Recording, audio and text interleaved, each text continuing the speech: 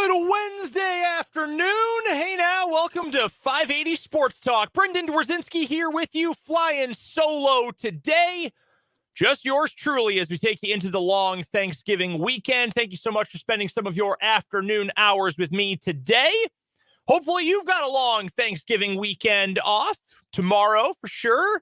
Maybe Friday and hopefully the whole weekend. But whether or not you're getting 4 full days off or you're just taking a little time out of a busy full work week for you, I appreciate you spending some time with me today. Look forward to bringing you a jam-packed guest list on 580 Sports Talk this afternoon. That is right. All show long, we're playing the hits. We don't have a show on Thursday. We don't have a show on Friday. So we've got to get all our guests from the rest of the week onto the show today. And that is exactly what we are going to do. Coming up at the bottom of this hour, we will hear from Paul Myerberg from USA Today for a daily early version of the Big 12 Breakdown. We will hear from Matt Derrick coming up in the 3 o'clock hour today for our Chiefs Insider, bottom of the 3 o'clock hour. Brick Peterson from TopSports.News, the Lewis Toyota High School Whip Round. How about that at the top of the 4 o'clock hour today? We'll hear from Tim Fitzgerald, our regular Wednesday guest. He's going to join us coming up at the bottom of the 4 o'clock hour. And at the bottom of the 5 o'clock hour, the voice of the Kansas City Chiefs, Mitch Holthus. That is right. He is going to join us today as we look back for one final time on the loss on Monday Night Football to the Philadelphia Eagles, and we will take a look ahead to this Sunday's matchup against the Las Vegas Raiders. That's coming up at the bottom of the 5 o'clock hour today. We will also hear from Andy Reid, coach of the Chiefs. We'll hear from him at the top of the 3 o'clock hour today. We will also hear from Patrick Mahomes. That is also coming up in the 5 o'clock hour.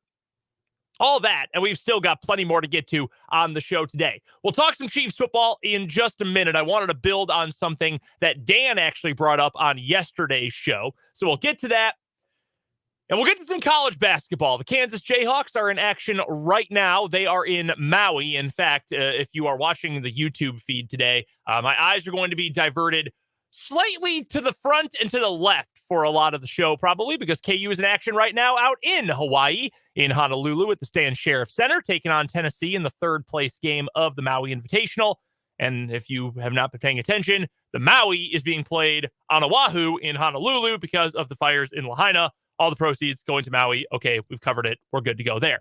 KU now up, in fact, by 1 point. Can't give you too much play-by-play for it, rights and all those things. But we will get to last night's KU loss to Marquette and some thoughts on where the Jayhawks are as we head into the month of December and action starting up next week. And a pretty big game for the Jayhawks coming up next week as well against the reigning national champions from UConn. How ready is KU for that game, and how ready is KU for the back part of the season as well? We'll get to that. By the way, we got K-State basketball coming up tonight as well. That is right here on 580 WIBW coming up tonight. We've got K-State basketball taking on Central Arkansas, the Bears of Central Arkansas. By the way, if you didn't know this, and this is not really relevant because we've got a men's game coming up tonight, the Central Arkansas women are the Sugar Bears. No, I'm serious about that. They also have the ugliest football field in America, and it's not even close. You can tell me, Brendan, I don't like the Smurf turf at Boise. No, this is worse. Brendan, you can tell me, the Eastern Washington blood red field. No, can't watch it. Looks too weird on TV. Nope. This one's worse. You might even say Eastern Michigan's grayscale field. No, that has to be the worst one in college football, right? Nope, wrong. Central Arkansas has the worst one. It is striped silvery gray and purple, which are their colors, but it's just hideous. It's absolutely awful to watch, absolutely awful to look at. And that's all I've got for you on Central Arkansas. So that does it for what I know about the Bears. Other than the fact that they are 1-4 this season in college basketball, and against Division I opponents, they're 0-4. So hopefully this is the kind of game that K-State can go out and they can just cruise tonight and take you into the Thanksgiving weekend with a K-State basketball win. We will get to all of that coming up over the course of the show today, despite the fact that it is just yours truly in the booth today. We do have What Is Wrong With You. And that means that I need you, the listener, I need you, the YouTube viewer, to be voting in our What Is Wrong With You coming up today at about 4:25 for our weekly champion. No show tomorrow or the day after. So we're going to find our weekly champion today. You are going to have to vote for our two stories coming up in the 4 o'clock hour. As always, we would love for you to be a part of the show, either on the text line, 785-272-9429 is the text line number, or you can check out the YouTube stream. What's going on if you're watching on the YouTube? Waving to you there. Video live all day on YouTube. Our YouTube channel is called 580 Sports Talk. And I'm going to ask for something from you as we begin the holiday season, the giving season. We are so close to 400 subscribers on our YouTube channel. I would love it if you would be so kind, if you have not already subscribed to our YouTube channel, to go check it out right now. We are doing so much video stuff there, including the live stream every single day, recaps from Washburn sporting events. Every time we are live at a KU or a K-State game, we've got video recaps from there and a ton more as well. Athlete of the Week interviews, all of that you can find on our YouTube, which is called 580 Sports Talk. Go to YouTube, search for the name of the show. You'll find it. I remember when I was on vacation this summer and Dan got a bunch of y'all to go subscribe to the channel. And am I bothered by it? No, I appreciate all of you. But I am just like slightly peeved that he was able to put together a pledge drive like that and I have not been able to do so. So if you wanted to help out your boy while I'm here solo in studio right before the holiday, I would appreciate that a great deal. That, again, is our YouTube channel, which is called 580 Sports Talk. All right, let's get to the Kansas City Chiefs, shall we? By the way, our pal Vance on YouTube says, good Lord, I just looked at a pic of the Central Arkansas football field. That poor turf, hideous. It's gross. It is disgusting. And if I had another free hand and wasn't hosting solo, I'd post one up just for you on the YouTube feed. But just Google it. Trust me, it is absolutely awful. All right, we do have Kansas City Chiefs football to get to. And I wanted to follow up on something that Dan actually brought up on yesterday's show. We know this Chiefs team is above average relative to the rest of the NFL, but is below its standard that it has set during the Patrick Mahomes and Andy Reid era, right? I think we are all in agreement on that. And if you say, no, this offense is bad, even relative to the rest of the NFL, I would just say, go check the stats. You know, points per game, yards per game. If you want to get into the advanced stuff, the expected points added, the success rate, things like that, this offense is still well above average relative to most of the NFL. We've talked about that a bunch on the show this season, right? That offense is down across the league. But they're below what we expect. We expect high-flying offenses, tons of points, not a lot of turnovers, big wins, dominant wins all over the place. That's not really how things are operating this year for the Chiefs or for a lot of good teams in the National Football League. The defense, though, better. It's maybe the best in the entire NFL. It's right up there with the very best in the NFL. We're looking at the Eagles. We're looking at the Cleveland Browns, the Pittsburgh Steelers. Chiefs are just as good, if not better, than all of those teams. The 49ers are obviously very good. I think the Chiefs are right there with them this year, especially considering the fact that they have had some hard times rushing the passer this season, especially when Nick Bosa has been banged up. Chiefs are right there as one of the best in the NFL. So my question, recapping all of these points about where the Chiefs are this season right now as we stand with 7 weeks to go. The question that was brought up, that was proposed, can the Chiefs still win like this? Can they still make a deep run in the playoffs? Can they get to a Super Bowl? Can they win a Super Bowl like this?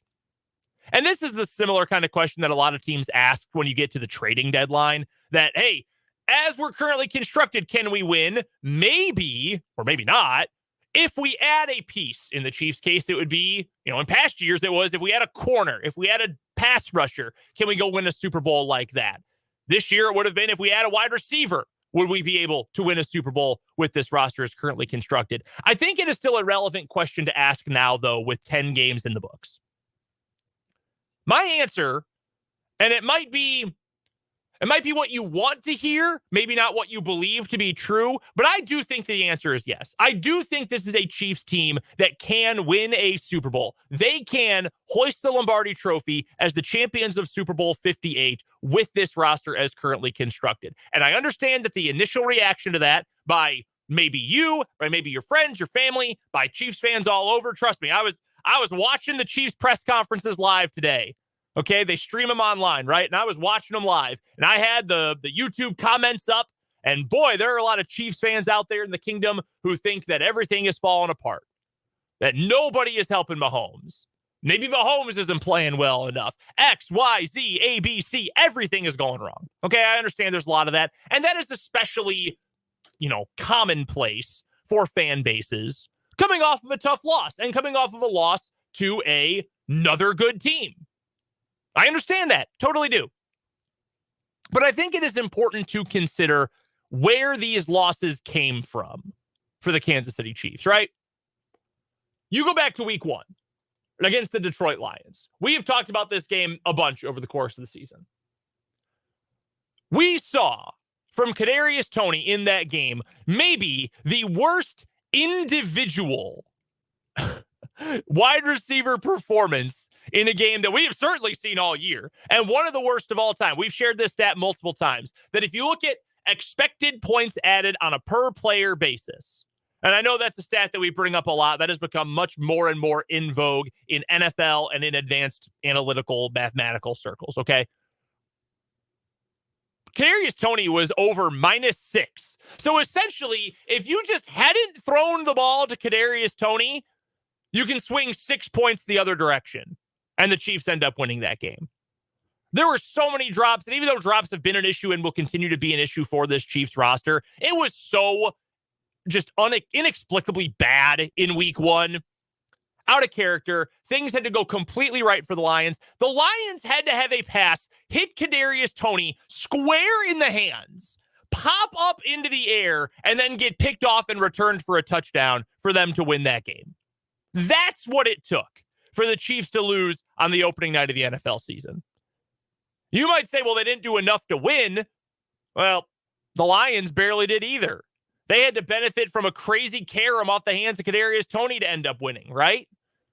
So that is what we're talking about in week 1. Week 2 against not week 2, but the second game of the season that the Chiefs lost against the Broncos. Yeah, it was ugly. You should have scored more than 9 points against that defense. You should not have lost by 15 points. All of those things, totally hear you on that. But you were also going for history. And you know what the thing is about history? It's hard to do. It's things that have never or almost never been done before. You're trying to set a winning streak record in the most competitive, parity-filled era of NFL football in history. You're trying to make history for a record number of wins against a single opponent in a rivalry game. That is challenging to do. Plus, the Broncos are playing better. They've gotten lucky, no doubt about that, but they're playing better football. And then you've got this game against the Eagles on Monday night, when, again, the Eagles didn't exactly cruise past the Chiefs, right? This wasn't exactly Philadelphia destroying Kansas City, okay? We didn't see Jalen Hurts throw for 350 yards, 4 touchdowns, run for 2, and the Eagles just blasted the Chiefs, right? No. If not for Devontae Smith making that great catch down the field, who knows if the Eagles end up winning that game at the very end? Hard to know. It's impossible to say. And the Eagles are a good team. They're a really good team. They should be your Super Bowl favorites coming out of the NFC. That's how good that Eagles team is. So you put all those losses together, and what is the common theme?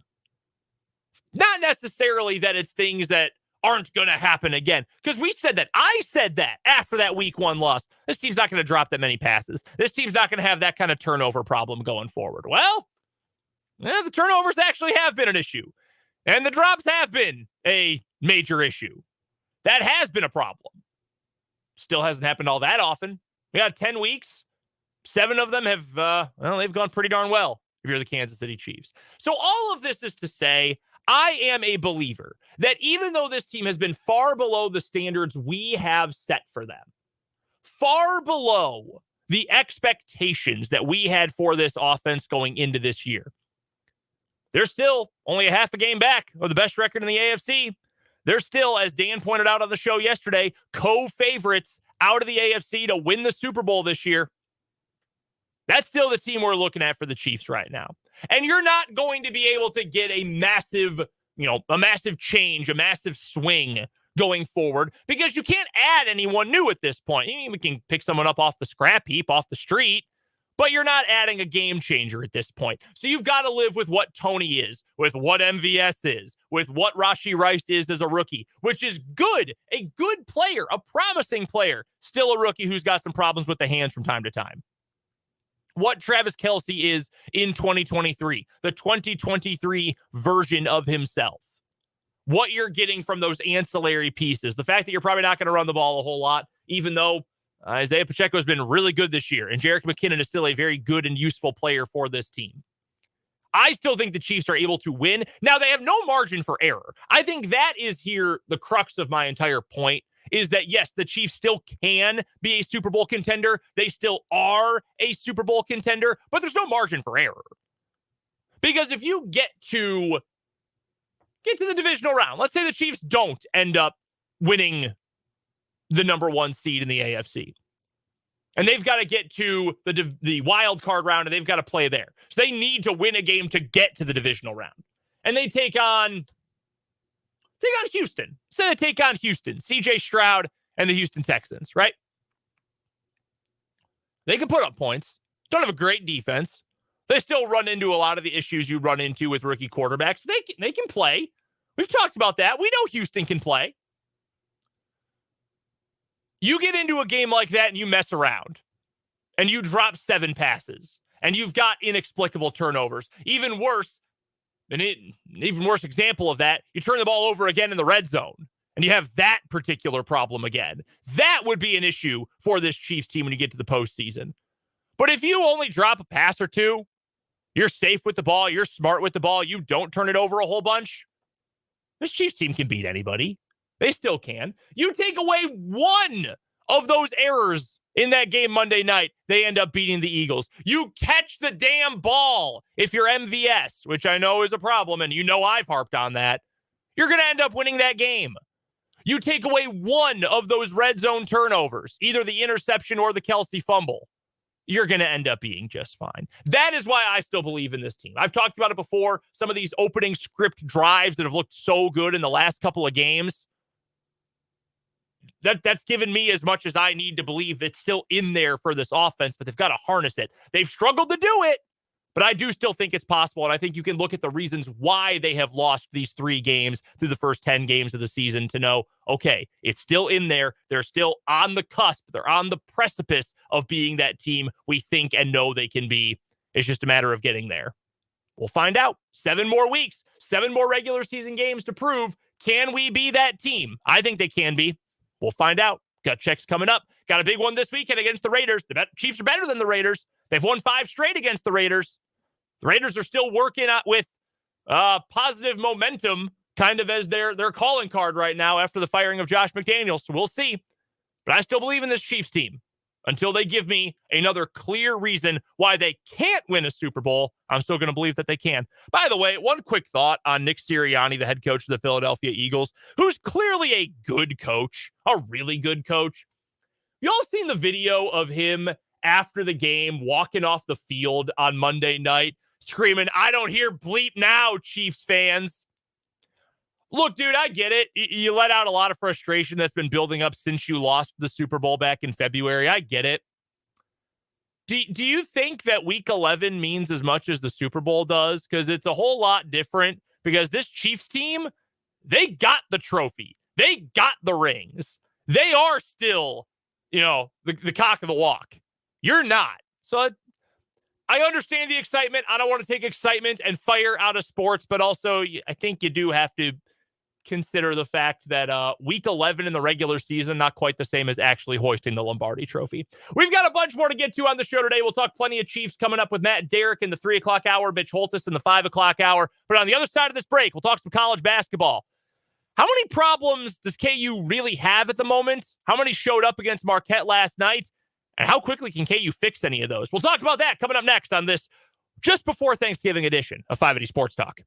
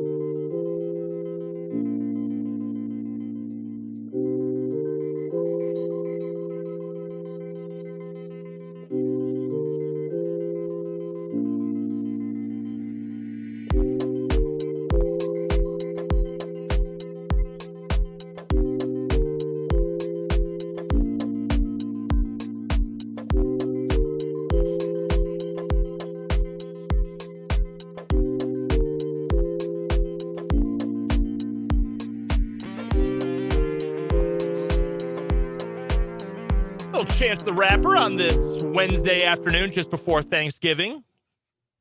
No problem. Perfect fit for today. We're feeling good. We're vibing. We got a jam-packed guest list coming your way. We'll hear from Paul Myerberg coming up within the next 10 minutes for the Big 12 breakdown. Talking all things Sunflower Showdown, KU, K-State, rest of the Big 12, rest of the busy college football weekend with Paul Myerberg coming up here in just a few minutes.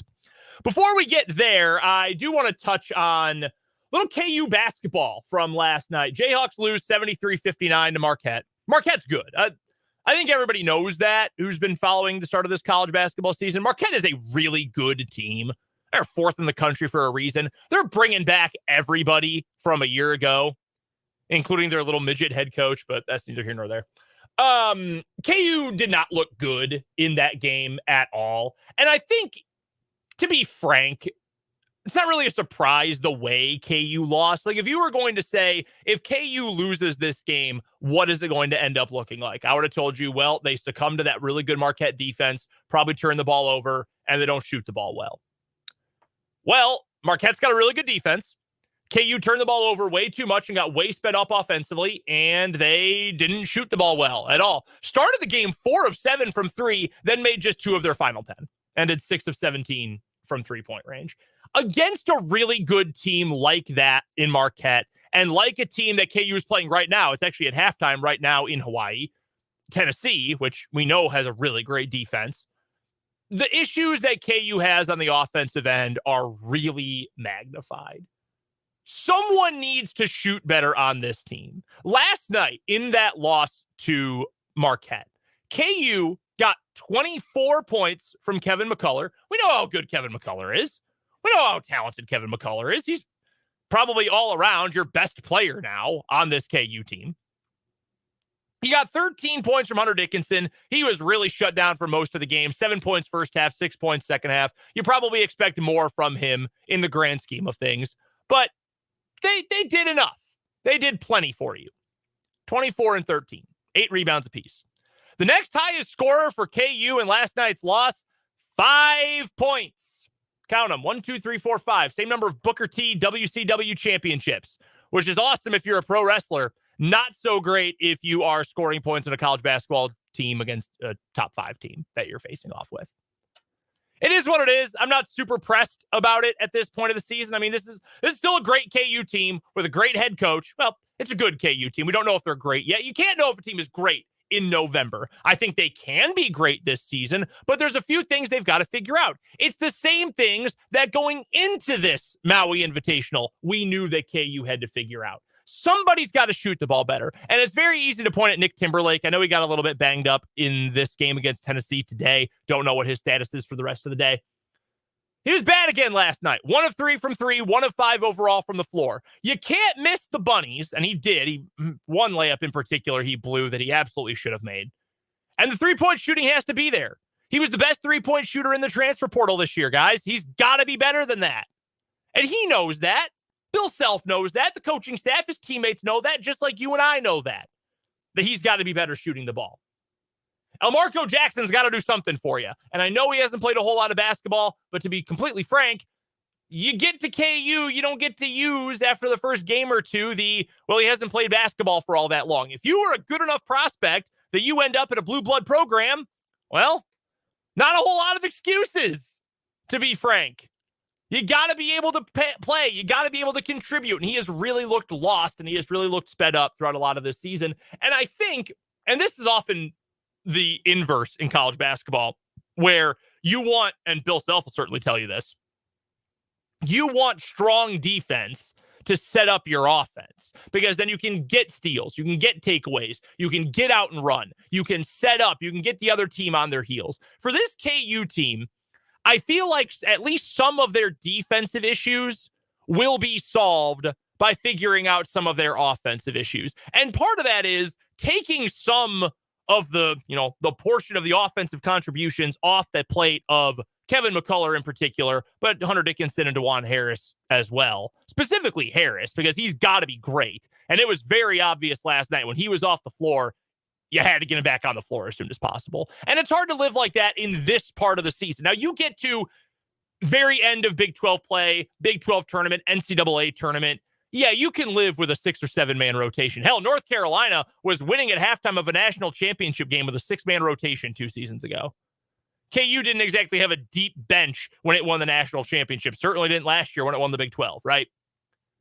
So you can eventually find success like that. But at the beginning of the season, when you're in these tough non-conference matchups, playing Marquette, playing Tennessee, it could have been Purdue, it could have been Gonzaga. You've got UConn coming up a week from Friday. You've still got Indiana. You've still got Missouri on the schedule in the non-conference this year. And then, of course, the Big 12 schedule, which is a bear to say the least. You got to get some other guys who can contribute. And I think if you get a little bit more NFL Marco Jackson, as Johnny Furphy continues to develop offensively, whether it's as a shooter, a general scorer, facilitator, whatever he's able to do, as he continues to improve, and if you get something at all out of Nick Timberlake off the bench, you, I think, are going to see then Kevin McCullough be able to get back to his normal self defensively. He did make some splash plays yesterday. DeJuan Harris, the reigning Big 12 Defensive Player of the Year, get back to his normal self on the defensive end. I think one is going to help the other. Generally, we talk about defense helping the offense. I think for this KU team, it's going to be offense helping defense. They're tied 35-35 with Tennessee right now out in Hawaii. We'll keep you updated on that game because if you're watching the YouTube feed, you'll probably be able to see me react to a lot of this game coming up. Second half starting in Hawaii in just a few moments. We've got to get to a timeout. We'll come on back. We've got a day early edition of the Big 12 Breakdown with Paul Myerberg of USA Today. That's next here on 580 Sports Talk.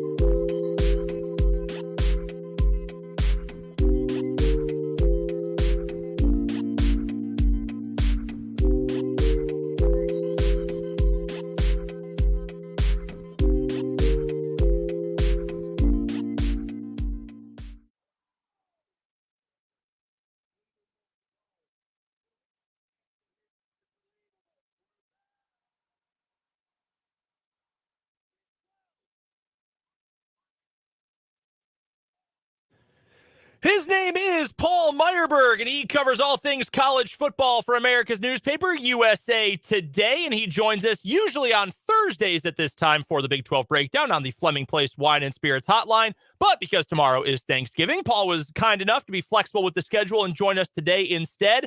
Paul, first things first, how are you? And secondly, what's the spread going to look like tomorrow for Thanksgiving? No, I'm good. I think tomorrow, I have to go to my in-laws. I just said have to. Like, I made it sound really negative. It's not going to be like the best, but it's going to be good. The food will be fine. Problem with my mother-in-law she's not listening, so I can say this. She'll never find out.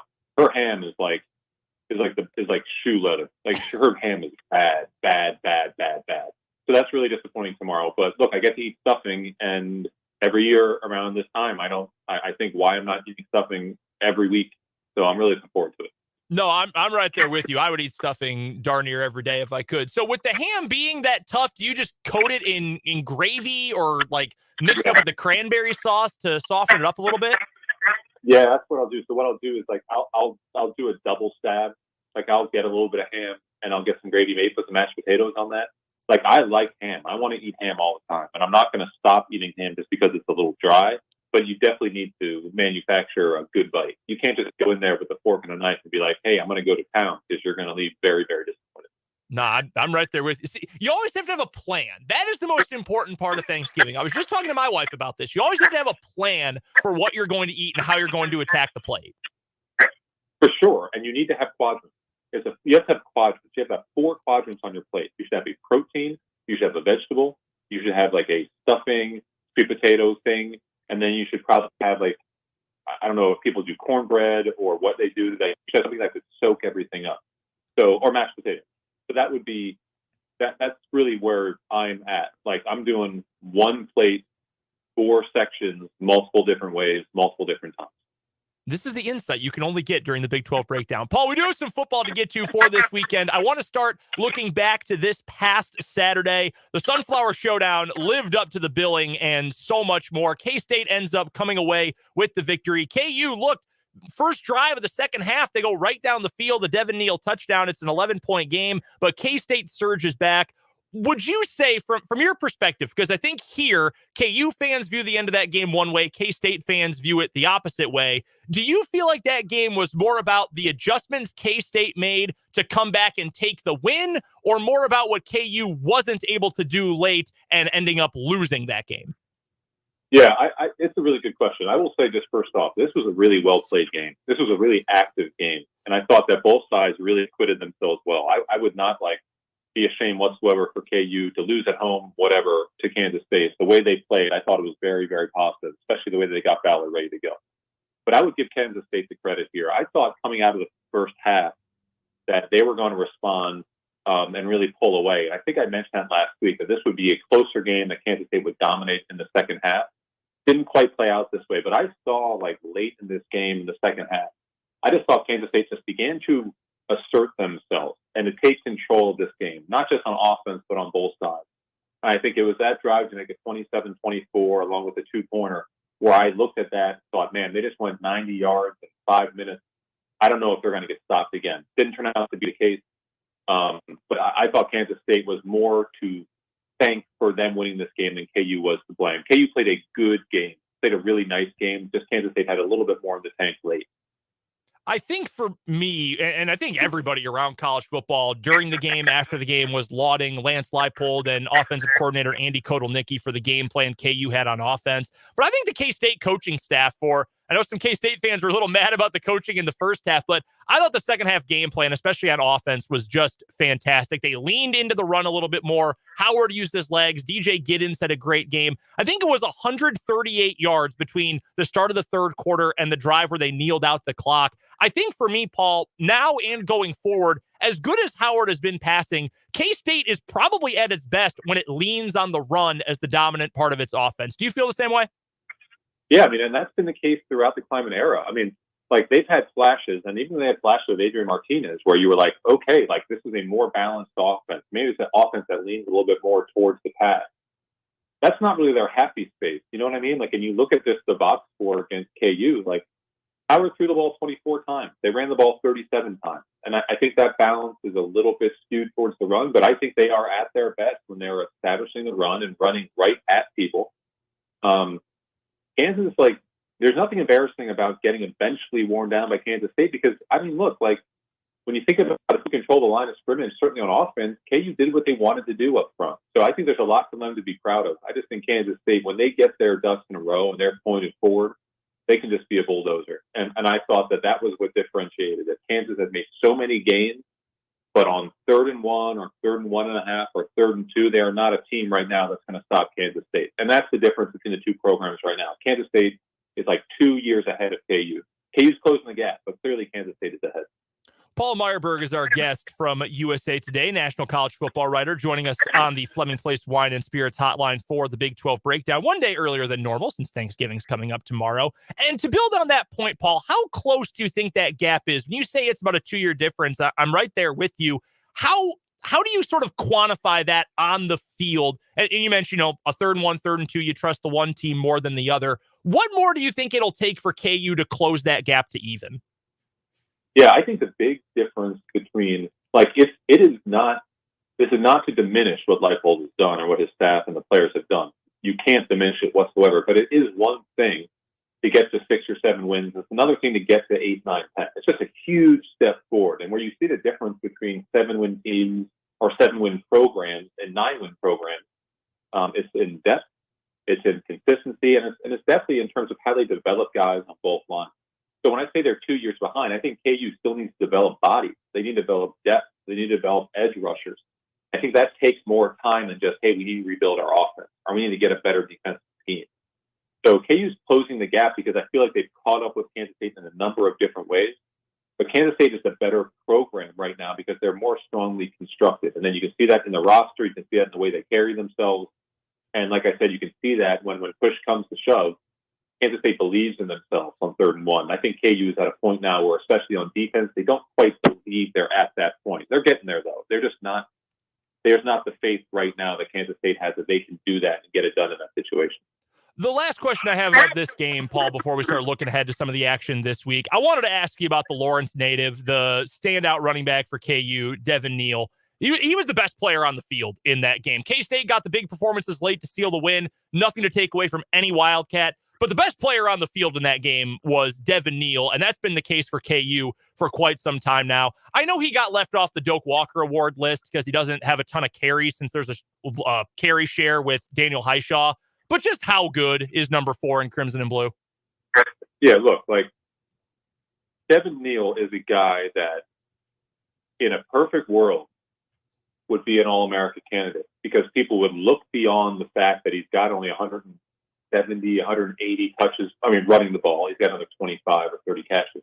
And people would look past that and see the impact of a guy who's averaging a touchdown every 14 carries, averaging almost 7 yards a pop, who's a big play threat, who's a weapon out of the backfield. Even at the most basic level, it's impossible for me to say that KU's 7-4 without him. So he's obviously the most valuable guy on this team. But if he's not an all-conference guy, all-Big 12 guy, if he's not a guy who's somewhere for somebody getting some sort of All-American consideration, I think that's a criminal. I think that's a crime, rather, because he's been outstanding, especially of late. Since OU, he's been unbelievable. Or even before that, maybe going back to end of September, the Big 12 opener, he's been terrific. So I tip my hat to him, and he's going to be a guy that, moving forward is a key piece for anything that they want to do as long as he's back in the fold next year. For these two Kansas teams coming up this week, KU plays Cincinnati on the road, and we've talked plenty about Cincinnati this year and the job Scott Satterfield has or maybe hasn't done. So the more interesting game, I think, really across the schedule in the Big 12 this week, it's Farmageddon. It's K-State at home senior day taking on Iowa State. And this, to me, Paul, looks like the prototypical trap game. K-State is coming off of a huge emotional win just a week ago. They've still potentially got a spot in the Big 12 title game awaiting them should things break their way. They've got senior day. They've got all this momentum. And then they've got another rival coming to town who isn't playing for a spot in the Big 12 title game, but has actually been way better in Big 12 play than I thought they would be in Iowa State. What does K-State have to do to avoid that letdown spot in Farmageddon? Yeah, look, this is a really good question. My fear predicting this game for K-State is that we will know by 8 Eastern whether or not they even have a chance at it. You know what I mean? So if they don't have a chance at it and they're 8-3 and they're just playing for pride, I would be concerned about a letdown, just a mental letdown. And that's for anybody. It's not a K-State thing. It's an any team, almost any person's thing. Like, you're at 8 o'clock, Oklahoma State won, Texas won. You've got nothing to play for. So that would be my concern. On the other hand, look, like 8 p.m. or 7 p.m. local, under the lights, senior day, and you got a shot to play at the Big 12 championship, to me, if that's the environment, I think Kansas State puts a hole in them. I really do, because there's too much to play for and too much at stake, and they're too hot right now to fall short. But look, like, all bets are off, and I know this is hedging. If Oklahoma State wins earlier in the day, all bets are off. I have no idea how Kansas State will react to that. But if they got something to play for, I have no doubt in my mind that they're going to absolutely dominate this game, because there's too much on the line when they come out flat. Paul Myerberg is our guest, national college football writer for USA Today. This is the Big 12 breakdown here on 580 Sports Talk. Paul joining us on the Fleming Place Wine and Spirits hotline. One final question about Iowa State before we get to the Pokes here in a second. What do you think of Rocco Becht as a player? Do you think that he's the kind of guy who maybe in a year or two is going to be considered one of the best quarterbacks in the Big 12? Is he maybe already there right now? What do you sort of see as the outlook for Becht? Yeah, he makes me nervous, okay, because he's just a kid. So I watch him play, and I get nervous because he makes mistakes. But that's because he's just a kid, and that's understandable. And it's not just about throwing interceptions. I think his pocket presence in the second half of the year has left a little bit to be desired. And part of that is the fact you're playing better teams, facing more pressure, it's tougher to block edge guys against Texas or whomever. I think he's got a lot of potential. I'm hesitant to say that he's going to develop into the guy that he could, because he needs some help. Like, he needs some help at the skill position. But clearly he's done some things this year that make you feel good about the future at the position. There's no doubt in my mind he's the starter going forward. I would like to see where he is in 2 years. I would say he's probably an all-conference guy before things are all said and done, but I think he's got a lot of growing up to do as a player. He'll get there, just not yet. As for that Oklahoma State game, they're at home. It'll be at Boone Pickens Stadium. They're taking on BYU. Now, BYU gave Oklahoma everything it could handle a week ago, but you also have to consider Oklahoma lost its starting quarterback at one point during that game. It's tough to play in Provo, and that game also kicked off at 10 o'clock a.m. local time. Oklahoma State, what kind of challenge are they going to face at home from BYU this weekend? Yeah, I don't think they're going to face the fifth one. I know BYU's got a bowl game to play for, but there's a couple things you mentioned that I think are important. OU has played down to or up to competition all season. So I watched that game, and OU was in control, but like you said, injuries, ineffectiveness made it a little bit closer than you thought.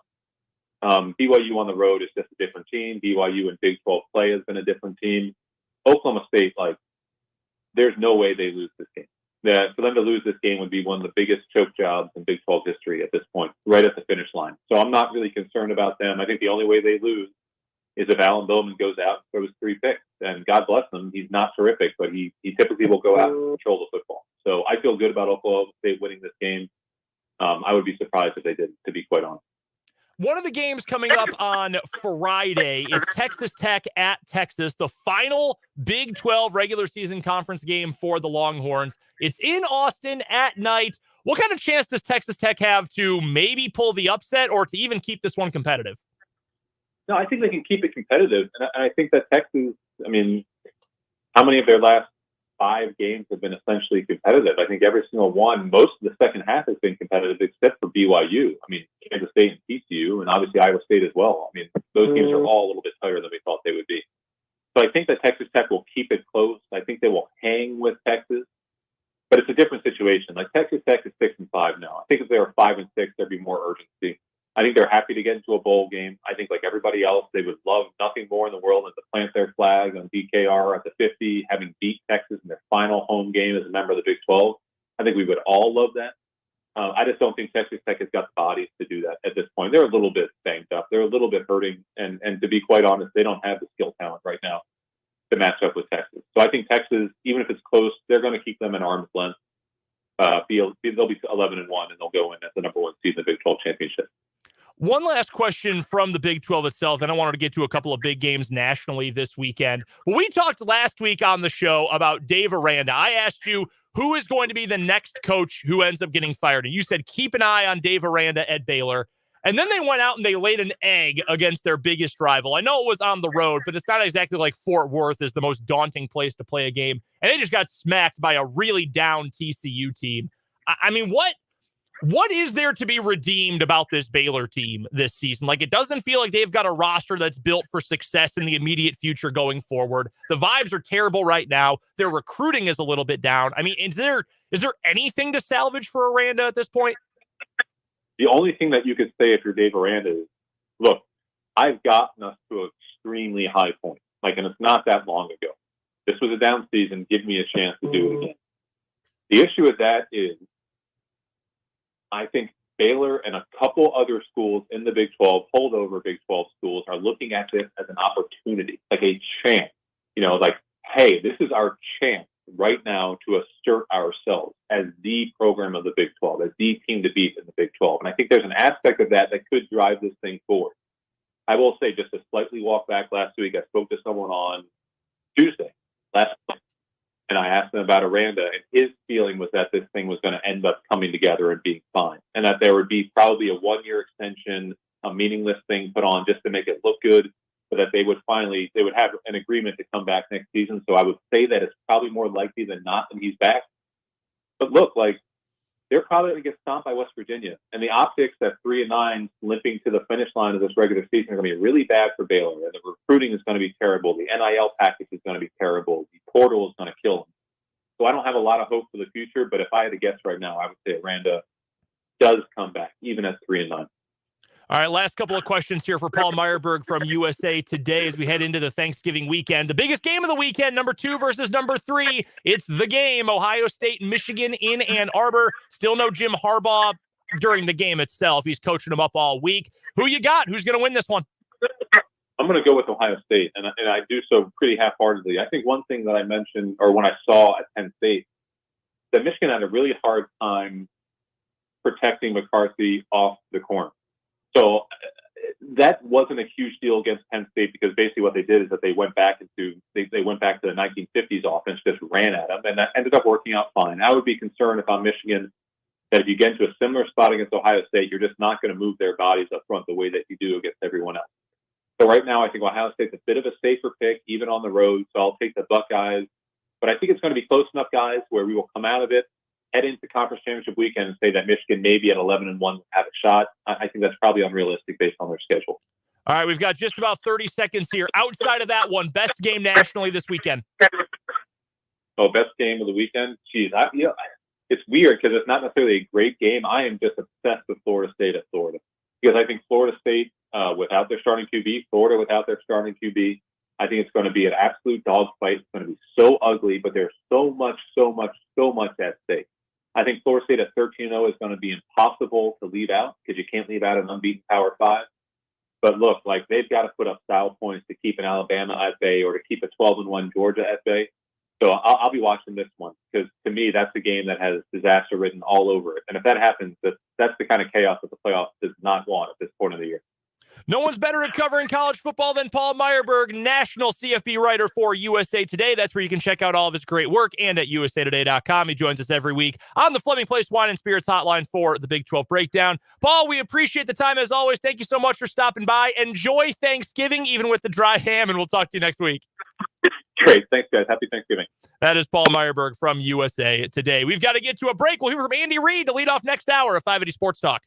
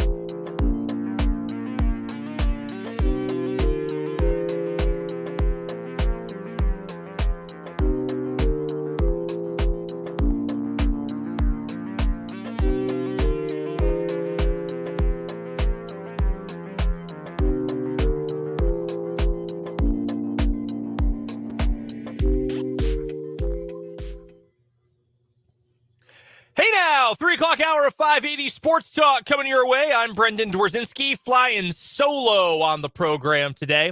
Although, if we're being completely honest, not entirely fair to say I'm flying solo because we have the most full guest list we've had of the entire year today. Appreciate the time from Paul Myerberg, as always. He covers college football, for USA Today. Appreciate him joining us for the Big 12 breakdown one day earlier than normal. Here in this hour, we're about to hear from Andy Reid coming up in just a matter of moments. We'll also hear from Matt Derrick joining us 2 days earlier than normal. Normally, it was always Tuesdays with Matt. Then it became Fridays with Matt. Now it's Wednesday this week with Matt. Nicest guy. So flexible with his schedule. He's going to join us at the bottom of this hour. Plus, we've got our weekly NFL and college football game picks for you. It's just me. I'm going to tell you all the picks, but I've got Jake's, I've got Dan's. They're ready to go. Feeling a little bit better about where I stand. Dan went 0-5 last week. Not the best weekend for Dan Lucero. Not a good week for me either. I went 1-4. Jake just continuing to blow us out of the water. He went 3-2 last week. But I'm only now 4 games back in Dan, with 7 weeks of the NFL season left and a couple weeks of college football left. So we're still feeling pretty good. We'll get to our picks coming up in just a little bit. We're still getting to your texts, and we're still getting to your YouTube comments as well. Text line number 785-272-9429.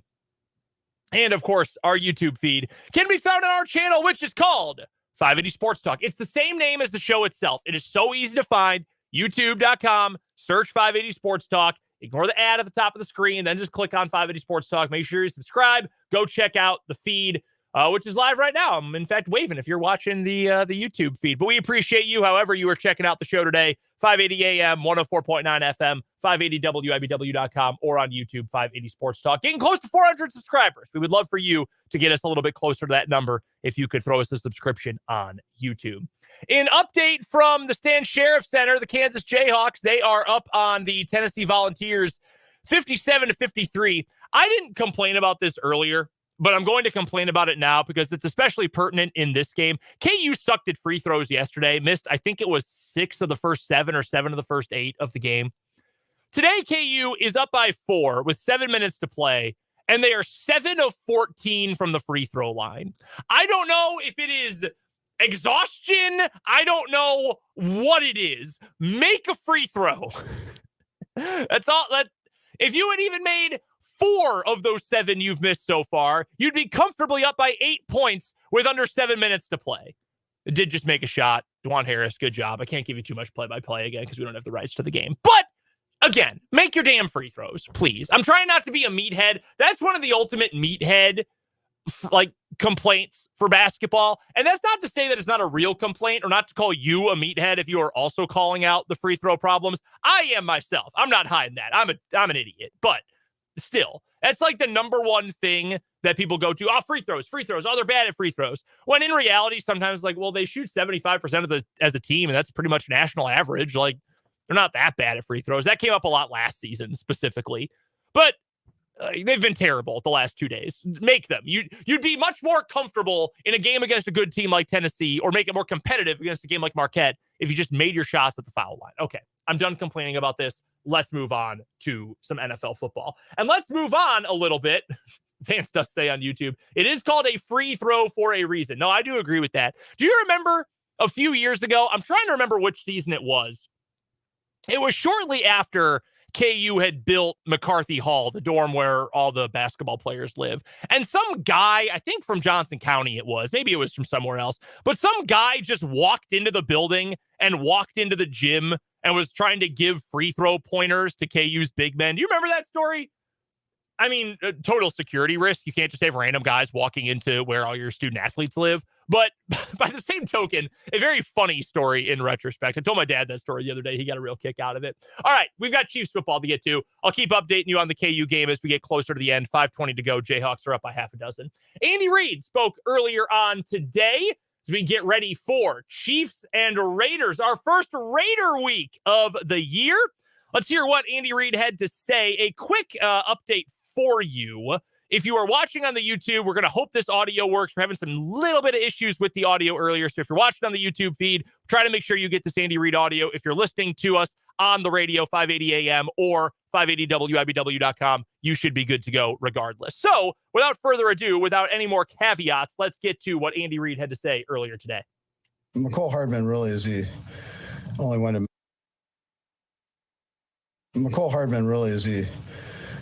to mention on the injury part. He's got a sprained thumb, and we're having it evaluated now, so we'll just see where it's at. Look for the challenge of playing the Raiders. Good football team. They're playing with a lot of emotion. Antonio Pierce has brought that to the group, and then Bo and Patrick are doing a nice job coordinating on either side of the ball there. So we'll have a good week of practice, work on some of the things we need to work on, and get ourselves better, and then travel out there. Time's yours. Andy, you say getting better on the offensive side, obviously with the struggles, not just second half, but just overall struggles. Anything within a week standpoint you can kind of pinpoint that it's just simple improvements that you can move on to the next week with? Yeah, sure. We can do better with the penalty part. We can do better attacking the ball. And those are things we can work on, and we'll continue to work on. So, and that's where we'll start. There's no reason you can't do what you did in the first half, the second half. So, yeah. You guys mentioned that you're building Kadarius. You guys got 20 snaps for him. Is the plan to continue building on that, or is that the sweet spot of like where you No, we'll see. I think I'm not going to put a number on it. It just depends, but he's involved in the game plan, and that's probably the most important thing. But to put a number on it, I'm not going to do that. Yeah. Coach, what jumped out as you, I apologize, we talked yesterday, but what jumped out when you looked at the tape? Yeah, probably not much different than what I mentioned to you guys after the game. There were some really good things, but this second half thing, we've got to take care of and figure out and make sure that we fix that as coaches and players. So it's not just the guys. We've got to take care of that. I thought our defense played good football. We had the one long throw, but other than that, pretty spot on. And then offensively, we've got to take care of the drops and the penalties. And if you take care of that, which you can do, you're going to put yourself in good position. And there are other things we've got to work on, but those are the primary things that have hurt us. Andy, you mentioned the second half thing a couple times. I mean, do you see teams defending you differently in the second half than they do in the first half? Yeah, not really. No. Now, all these things have been kind of self-inflicted. We've got to take care of that. So we just take care of our business there, and we'll be okay there. Andy, you coached against Antonio Pierce when he was a player back when you were in Philadelphia. Now you're seeing him being a head coach now. Just what impressed you maybe then when he was a player that made you think, okay, this guy might be one of the 32 head coaches in the NFL? Yeah, sure. I actually talked to him about coming here at one time. So as a coach, he's a good communicator, smart. He was a middle linebacker there at the Giants, so had a chance to compete against him quite a bit. And he ran the show, so I figured he'd be probably a pretty good coach if that's the direction he wanted to go. And then, Spags had an opportunity to obviously work with him there too. So, and he felt the same way. So. And the Raiders are playing some pretty good defense lately. What have you seen from them since maybe the last time you saw them last year? Yeah, well, nothing's really changed with 98. He's still a go-getter, man. He plays every snap 100 miles an hour, and heck of a football player. But that's also been contagious, I think, to the rest of the guys. They're playing hard and aggressive, good downhill football. They're tackling well. Coverages are good. So they're doing a nice job. When you're talking about self-inflicted issues and specifically, penalties, how do you coach that in mid-season as starters? Yeah, sure. Well, there are certain things that are in the hands of the official. Then there are other ones that we can take care of, whether it's procedure penalty, type calls or Anyways, those type of things. So we can take care of those just with a little more focus and work. One of the areas in which you rank the weakest on the offensive side of penalties is holding. Is that an individual thing, or that could sometimes be a group thing as far as the unit working together? Yeah, so I think you need to see why the official called it, and then you work on it from there. So that's one that's in the official's hands that, yeah, you might agree with, you might not. But you better look at it and see why they're calling that. And if it's truly something that you're wrong on, then you fix it. And early in the fourth quarter, you had some words for Travis and made a face. We didn't really get much context. Can you just explain, were you trying to calm him down there? Just the situation there? Yeah, probably. I don't remember exactly what went on there, but and I don't remember what face I made. But that's all part of it. Emotional game, so yeah, he wants to do well and wants everybody to do well. So that's part of it. You guys decided to activate Richie James. Is there a plan for him, or is that more of, at this point with the deep receiver room in case of injury? Yeah, potentially. We'll just see. We'll see how things go this week. We all have confidence in him that he can jump in there and play. So, Couple more, guys. Andy, you chipped to help your tackles a lot this week. Was that just an Eagles thing, or is that something you see yourselves doing moving forward? No, listen, we've done it all year. So we do a variety of different protections, and that's one of them.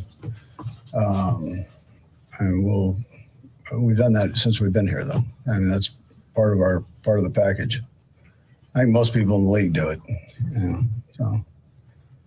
Coach, when Patrick and Max Crosby kind of have this conversation every once in a while, and he has said, "Yeah, I know, and Coach has to pull me back. I'm getting out." Is that something you watch out for? Because he likes to get under Patrick's skin, and in addition to being a great pass rusher. Yeah, they probably both get under each other's skin, but that's part of the Raider Chiefs deal. So that's all healthy. Go ahead. Yeah, I was just noticing that your voice sounds a little different. It's usually really low today. It's like super. I just wanted to know, are you taking anything or? No, I'm good. I'm good, but I appreciate you asking. Yeah, no, we're close to game time. Travis was quoted in an article that he thinks about retirement with the injuries and the kind of pounding that he's taking. Has he talked to you about that yet, or you got to get a sense from him about that? No, I mean, I think he enjoys what he's doing. I'm sure, though, the mileage on him, he's got some aches and pains. We try to help him out with that. He doesn't like coming out. And so, we make him come out and practice and get him out of, pull him out of plays. And he wants to be in on everything. But the older he gets, he's got to handle that part. You get mileage on you. Time and a place. Last one, Sam. Andy, I asked Matt about this yesterday. I wanted to ask you something more specific about Justin Watson's deep forward. He seems to run a little bit more of a post. Patrick seems to run more of a go route. I'm trying to assess blame on that play, but get just a better understanding. Is that the case if a quarterback sees something and the wide receiver is running maybe the route as it's called? Yeah, so, he just felt like he needed to climb on top of the guy because the guy was more equal to him. He probably could have kept that high though, higher, like he did last year.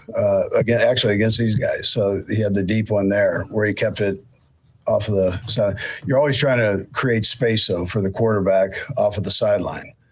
But that was probably a little too much. Those things happen, but he'd probably be a little bit more like the one he had last year is what Pat was thinking. I'm sure. So that's Andy Reid speaking earlier on today at One Arrowhead Drive. Some good stuff from Coach Reid per usual. Was a little, I don't know if flippant is the right word. Didn't love talking about those Travis Kelce quotes from the GQ piece about potentially retiring at some point. But honestly, I'm not really all that surprised that was Andy Reid's reaction to hearing that, hey, I don't really want to hear that my best offensive weapon is considering retirement. I'm good not thinking about that right now. But no, good stuff from Andy Reid. We will hear from QB1. That's right, Patrick Mahomes coming up in just a little bit, a little more than a little bit. About 2 hours from now, we're going to hear from Patrick Mahomes, who also spoke today. This is fun.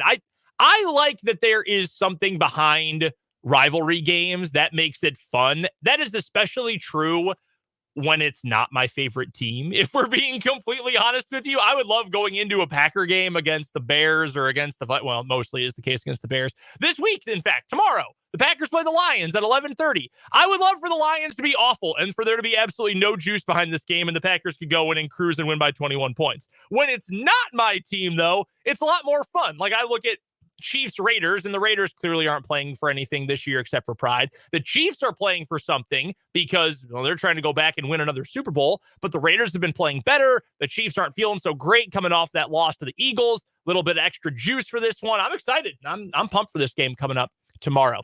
A quick update for you, or they're not playing tomorrow, they're playing Sunday. NFL begins tomorrow, but you know what I mean. Quick update for you from the Stan Sheriff Center in Honolulu. KU up on Tennessee 66-65 and make that 58 because Tennessee just hit another three-pointer, but there's only 87 seconds left in that one. KU up by 8. I want to tell you something real quick. We didn't get to a ton of this during our chat about KU basketball earlier on. KJ Adams is so freaking good, and he is just awesome at what he does. And also, if you wanted to tell me before the season that the most important freshman right now through 6 games for KU was Jamari McDowell, I would tell you you're on drugs. But he has been incredible for KU and has played a ton of this game so far, just in the right spot at all the right times. So KU up by 8 with 87 seconds left to go in the Maui Invitational third place game. Let's get to a timeout. When we come back, we've got our weekly college football and NFL picks. Those are coming up right after this on 580 Sports Talk.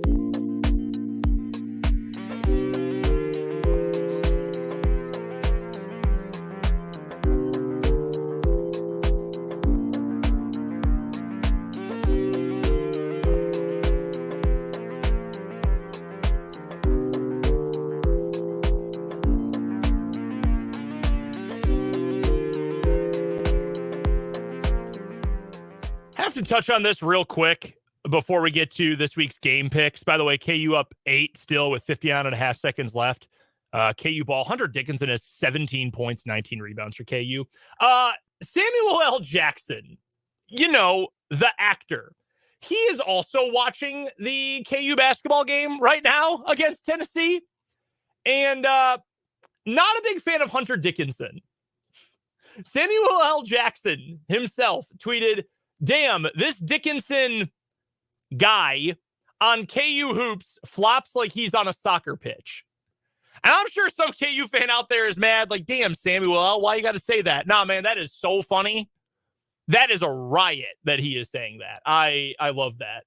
I'm glad he's watching the game, and I'm glad he's watching KU beat Tennessee. I don't know what Samuel L. Jackson's college basketball allegiances are, but I'm glad he's getting to see a Kansas Jayhawks win. They're about to beat Tennessee, by the way. 54 seconds left. All right, our game picks for the week. Jake currently leads the standings. He's 37-19-2. He has almost doubled his losses with his number of wins this season. He is winning nearly 2/3 of his picks. He is wiping the floor with us. I am far more concerned at this point about coming from behind and surpassing Dan. I've got just one of my 5 picks right last week. Dan got none of them right. He had a big fat goose egg out of 5 last week. So he's at 29-29 for the year. I'm at 25-33, but just 4 off the pace from knocking off Dan. All right, for our college football picks for the week, I am going with 2 favorites. Michigan at home in Ann Arbor at the Big House to cover a 3.5-point spread against Ohio State. I know Paul Myerberg last hour on the show, he said he was going with Ohio State, but he was doing it half-heartedly. I am going full throat behind Michigan here. I really do believe Michigan right now is the best team in the country. I know they're a little bit different without Jim Harbaugh out there coaching. I know J.J. McCarthy has not been especially good in the, really last week. They didn't need him to be good the week before when they ran the ball 32 times in a row. I think Michigan, though, defensively, plus what they can do on offense, they are going to be too much for Ohio State. Give me the maize and blue. Don't love saying it, but I like Ohio State even less than I like Michigan. I'm going to go Michigan 27-20 in this game. I do think that the Wolverines get their 3rd straight win over Ohio State. And I'm going to go to the Mountain West for my other game. UNLV has been, I would argue, the best story in all of college football this year. They have been remarkable on their comeback under Barry Odom, the former Missouri head coach. They are only a 2.5-point favorite over San Jose State. The advanced analytics love UNLV in this game. SP Plus over at ESPN, Bill Connolly's stat, he's got them as a favorite by over 10 points in this matchup. So I'm going to go with the Rebs here. I've got UNLV to beat San Jose State at home in Vegas. Jake's college picks for the week, because he's been the one who has just been dominating the picks this season. He's going with Iowa as a 2.5-point dog. I had this written down as Iowa as a dog against Nebraska. And I've got to now pull this up because I wrote this down and I realized this doesn't look right. So we're going to have to check this. I like Iowa to beat Nebraska too, outright, for whatever that's worth. I know Iowa's offense is bad. I mean, it's not just below average. It is absolutely atrocious. Nebraska's not all that great either. Rivalry game. It's on a Friday in Lincoln. Nebraska's favored. I really don't understand that one. So give me Iowa in that matchup as well. That's one of Jake's picks. And then he's going with Tulane. He's been riding with the green wave throughout the season. He's got Tulane as a 3.5-point favorite, laying the points against Texas San Antonio. Frank Harris versus Michael Pratt. That is your best G5 quarterback matchup, maybe of the entire season, going on in that game down in New Orleans this weekend. Dan's college football picks. He's riding with the Hawks. He's on KU as a 6.5-point favorite on the road against Cincinnati. For what it's worth, I also have already committed a financial interest to that game, not in my picks. I do like KU, though. Cincinnati doesn't have anything to play for. I think KU has a ton to play for in this game. Could be their first 8-win season overall since 2008. KU hasn't won 8 regular season games since 2007. And if they win this one in a bowl, it's their first 9-win season since, again, 2007. Give me the Hawks. Dan's got KU as a 6.5-point favorite. He's also riding Texas Tech. 12.5 is the spread. That is what they are getting. He's with the Red Raiders as underdogs in Austin coming up on Friday. Final Big 12 regular season game for Texas football. I don't know about this one. This is one of those games I would not touch with a 10-foot pole. I know Paul told us that he thinks Texas Tech can keep this one close. I like Texas to win it outright. I don't know. I'm not sure. I'm not confident in Texas Tech, so I wouldn't pick them, but I can understand liking the Red Raiders in that spot. Our NFL picks for the week. I'm going with one favorite coming up on Sunday. Pittsburgh as a 1.5-point favorite at Cincinnati. Pittsburgh just fired Matt Canada. Pittsburgh's offense is bad. Kenny Pickett has not been very good, much to my chagrin. I really thought he would take a step forward this year. But Cincinnati does not have Joe Burrow. We saw how bad Cincinnati was the first 3 weeks of the season when they had injured Joe Burrow.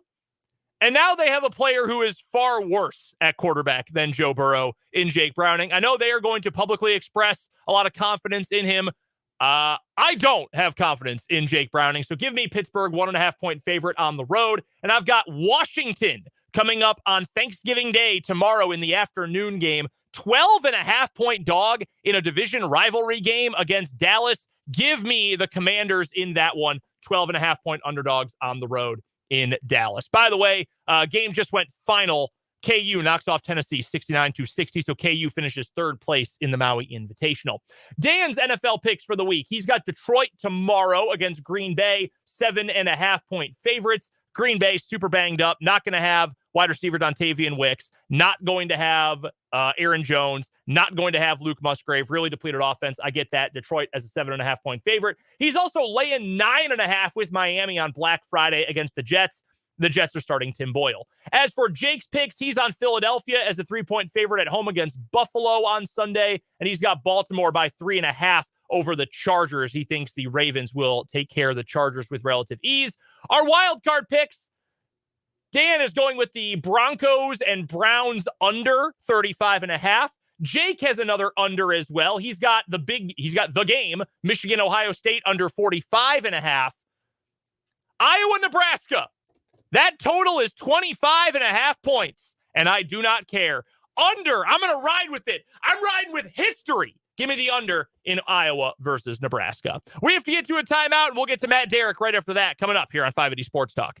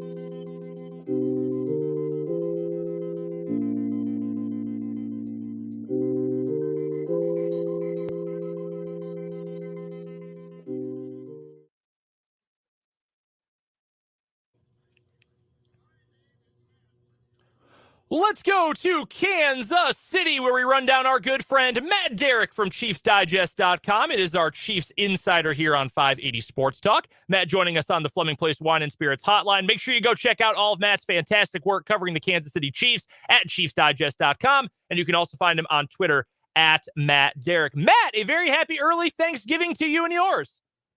Happy Thanksgiving to you as well, Brendan.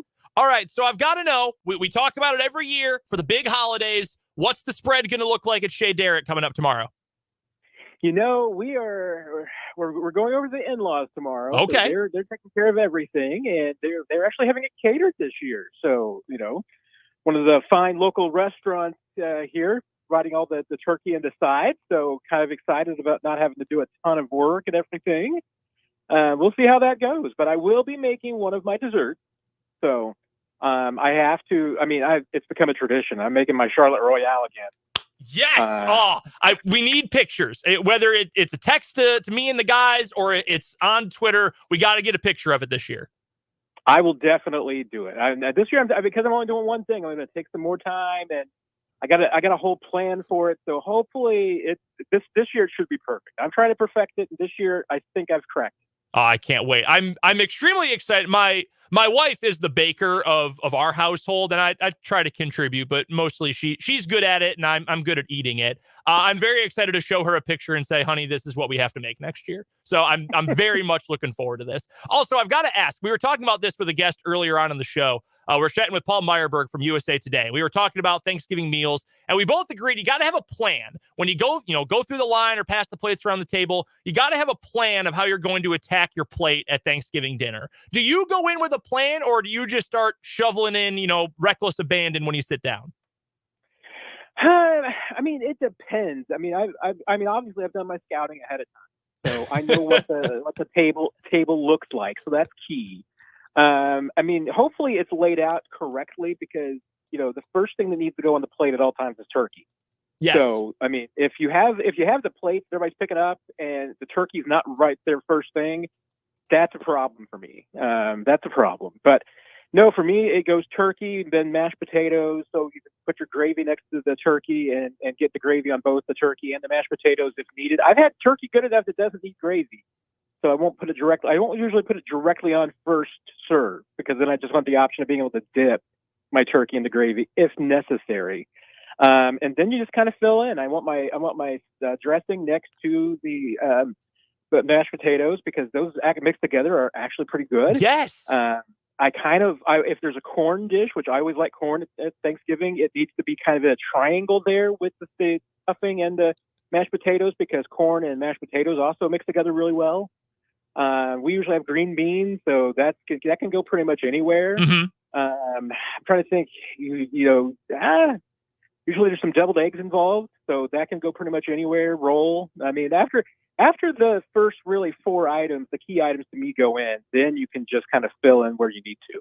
That's where the role players come in. You get the superstars, you get them their defined roles, then you get the role players to fill in. See, this is why this is such a great holiday, because something as simple as a meal becomes like you need R&D to get ready for it. That's why I love Thanksgiving, that and the football.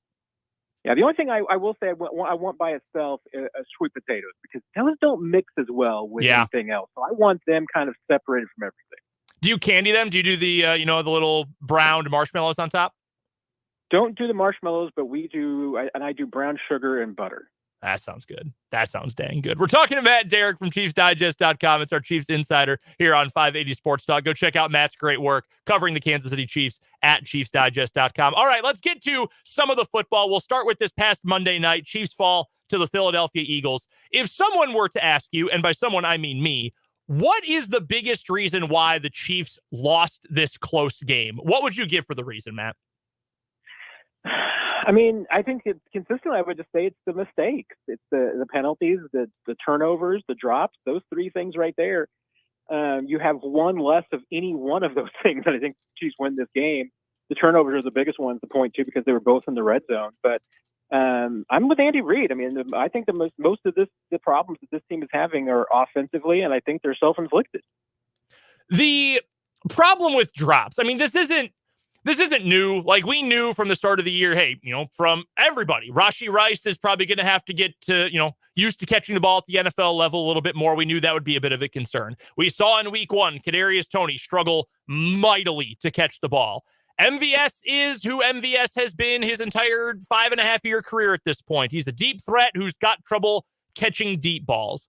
Is there anything the Chiefs can do with these guys? And I know I didn't touch on everybody, and I don't want to pick on specific guys in particular, but is there anything the Chiefs can do at this point to fix that drop problem? Or is it going to be more about trying to mitigate it by, moving the ball in other ways?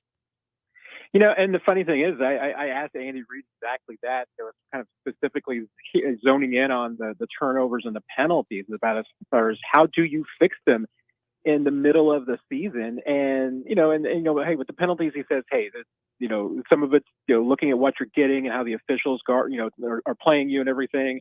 But the first thing he went to as far as, drops go is focus.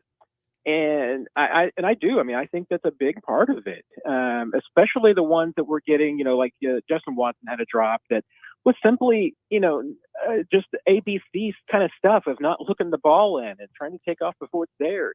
Chiefs have had a ton of those kind of drops. There's others like, talk about the Toney drops in week 1. I mean, those were, to me, more probably of a guy indicative of a guy who's had played for 6 weeks and missed all the training camp and had the knee surgery and just there's too much going on. But to me, it's the concentration ones that are the really maddening ones because, that's just the most simple thing. And sometimes it's focus. Sometimes I think that it's pressing, especially when an offense is struggling. It seems like those drops can pile up because guys are trying to make plays. They're trying to take off before they get the football. I mean, I don't think there's none of these I'm laying on the fault of Mahomes. I mean, the only thing I would fault him for is really the turnover on the interception in the end zone. But this other stuff, to me, it's on the receivers, and it's simple stuff. I mean, you're right. I mean, some guys have a problem, and you're not going to fix that in season. I mean, MVS is what the back of his football card says he is, as I keep saying. And the history is that he's going to have some drops. That's something that you work on in the offseason, but you're not going to fix that in the middle of the year.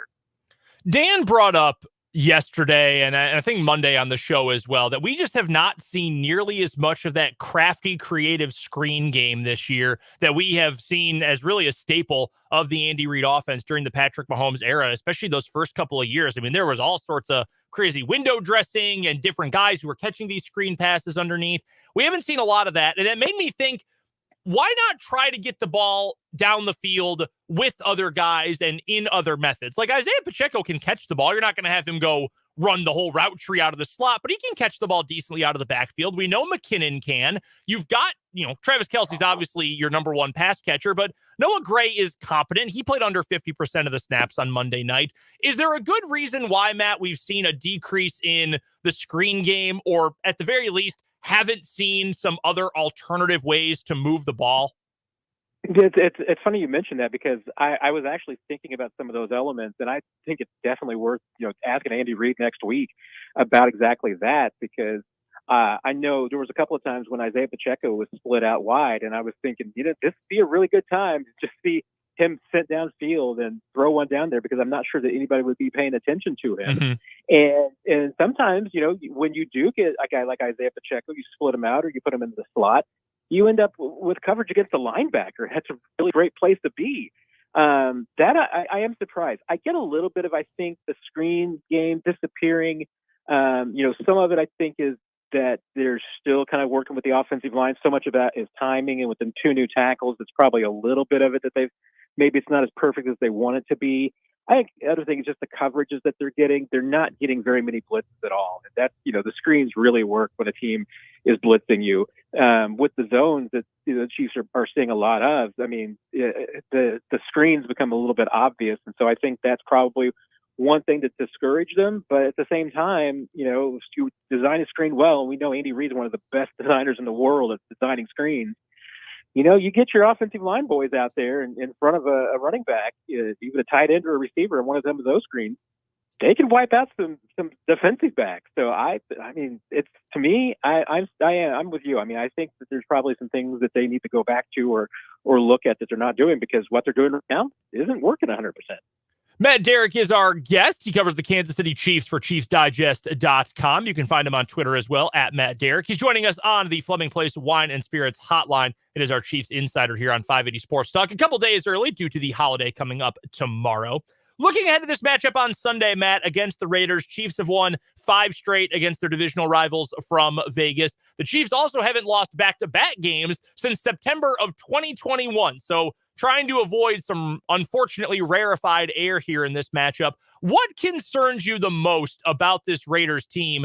And specifically, is it possibly the fact that they're just playing with more confidence? Because Josh McDaniels was incompetent. We know that completely. But the fact that even after a loss this week, they played the Dolphins tough. They won 2 games in a row before that. They've got a better energy within that locker room. Does that feel like it might be the biggest concern about playing this Raiders team, that they're just kind of experiencing better vibes right now? Yeah, I mean, honestly, I think that's the best thing that the Raiders have going for them. It's the era of good feeling. That's what happens when Josh McDaniels gets fired. Everybody gets happy. We've now seen a pretty good track record of this, that Josh McDaniels makes everybody so miserable that once he's gone, everybody has a good time and relaxes. And I think we're seeing that right now. The question is going to be, how long does it take before everybody wakes up and says, oh, wait, you know what? We're not that good, actually. It might be coming soon. Maybe the Dolphins game was what it took. I mean, maybe it needs to be the Chiefs going in there and beat them by double digits that's going to prove it. But this is a deeply flawed Raiders team. I mean, they're not as bad as I thought they would be. And they certainly have some talent. But, they have a young, inexperienced quarterback. And, we can see that there's days like that can go really badly for a team. But the one thing is that consistently with this offense, you look at the Giants game, was the only time they scored more than 21 points all season. I mean, other than those 2 games, they've been in the team all season long. And so, I mean, this is just not a very good offense. If the Chiefs and this Chiefs defense, I mean, this is a prime week that they could shut out a team. And so if that's the case, I mean, the Chiefs should be in fine position, because the Raiders have a better defense. It's not great, but it's better than their offense. And they've obviously been playing really well the last 3 weeks. And I think that goes back to just confidence and having Antonio Pierce as the coach. And everybody feels really good right now. What is the plan to slow down Max Crosby? Because for my money, I think I might name him Defensive Player of the Year right now if I had that kind of power. He is playing some of the best football of his career. What is the plan to try to slow him down? Yeah, and it's interesting because the Chiefs used to have Max Crosby kryptonite with Andrew Wiley. Those guys were college teammates, and Andrew Wiley had really good games against Crosby. And I think, just because he knew him so well. Not going to have that advantage this time around. So, yeah, I would expect that the Chiefs to do a little bit of chipping. I think that, when he's lined up on the left side, I'm sure that they will, I think they want Jawan Taylor, oddly enough, maybe slow down a little bit off the jump. I mean, he got another false start the other night. They've been working.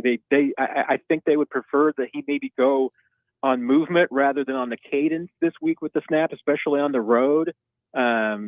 Just because the timing can get really off. If you're getting off faster than maybe the guy next to you, like Trey Smith, and he's going on the ball and you're going on the cadence, that can lead to some gaps. And I think we've seen that at times. And especially, if the Chiefs are going to keep somebody in the chip on that side, you don't want your tackle getting off faster than the tight end next to him and maybe, colliding and everything. So, yeah, I certainly expect Crosby, I think you absolutely have to consider chipping and either using a running back or a tight end to help out on that side, because he is the most dominant player they have. One note I wanted to get to, Matt, from Andy Reid's press conference today, because we heard from it a little bit earlier on. I can't remember if it was yourself or if somebody else had asked Coach Reid about the quotes from Travis Kelce in that feature. Was it in GQ this week, whatever magazine it was in this week, where he mentioned, thinking about retiring, and he's a 34-year-old tight end, and there's a lot of mileage on that body and all that. And sounded like Andy Reid was didn't love to think about maybe his best pass catcher retiring sometime in the near future. What did you sort of read from Andy's answer about that?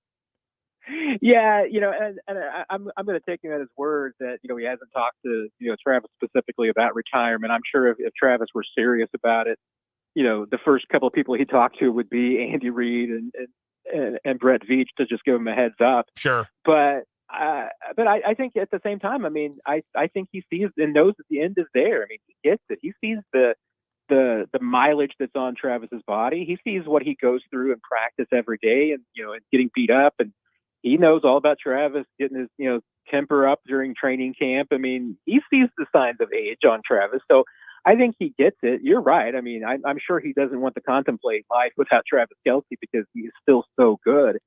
But I think we have certainly started seeing the end of the Kelce career this season more than any other. I mean, and that's not a knock against Travis, it's not a knock against his numbers.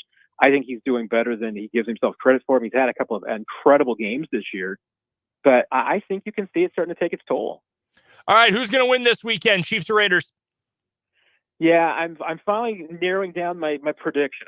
The Monday night game kind of threw me down, but I tell you what, I mean, the more and more I think about it, I think that the Raiders are prime for being the first team that the Chiefs shut out. I think they could get it done. It's going to be up to the offense, but I'm going to be bold. I'm going to go for it. I think the Chiefs are going to win this one 24-0. All right, 2 more quick ones, then we'll let you go, Matt. We appreciate the time and the flexibility as always. Number 1, who's having a better season, L'Jarius Sneed or Trent McDuffie? Oh man, that's a Sophie's choice right there. But I tell you what, I'm going to give it to Sneed because he's drawn the tougher assignments every single week, going up against the other team's best receiver, almost down in and down out. McDuffie's got his own share of tough assignments, and he's playing extremely well. But I know from talking to the guys inside that locker room, there is a ton of respect for what Sneed has done this year, and I think the guys in the locker room would say Sneed. All right, last thing. So your Thanksgiving meal is catered this year, although you're still making the dessert, and I know that's a very labor-intensive process. What does the football watching schedule look like for you on Thanksgiving Day in relation to the cooking and baking schedule? Yeah, normally at this point in my life, oddly enough, I mean, I just watch it on my phone on Thanksgiving. I put the phone on in the kitchen, and I've got my headphones, so I can kind of zone out everything else and just listen to it. So I'll throw on the first game and go with that. And then, usually we go over to the in-laws, so the game might be on the TV there. That's the only time I really won't be tuned into it. Tomorrow we do have practice, so I am going to go out to the facility for a couple hours for that. Yeah, and then the night game, I may or may not sleep through parts of it. But hey, that's the tryptophan. That's the Thanksgiving tradition, right? Exactly. Matt Derrick covers the Kansas City Chiefs for ChiefsDigest.com. Go check out his work there. Find him on Twitter at Matt Derrick. He joins us every week here on 580 Sports Talk for our Chiefs Insider. Happy Thanksgiving, Matt. We'll talk to you soon. Happy Thanksgiving to you, too. Take care, everybody. That's Matt Derrick from ChiefsDigest.com. We've got to get to a break. The 4 o'clock hour of 580 Sports Talk is coming up right after the news.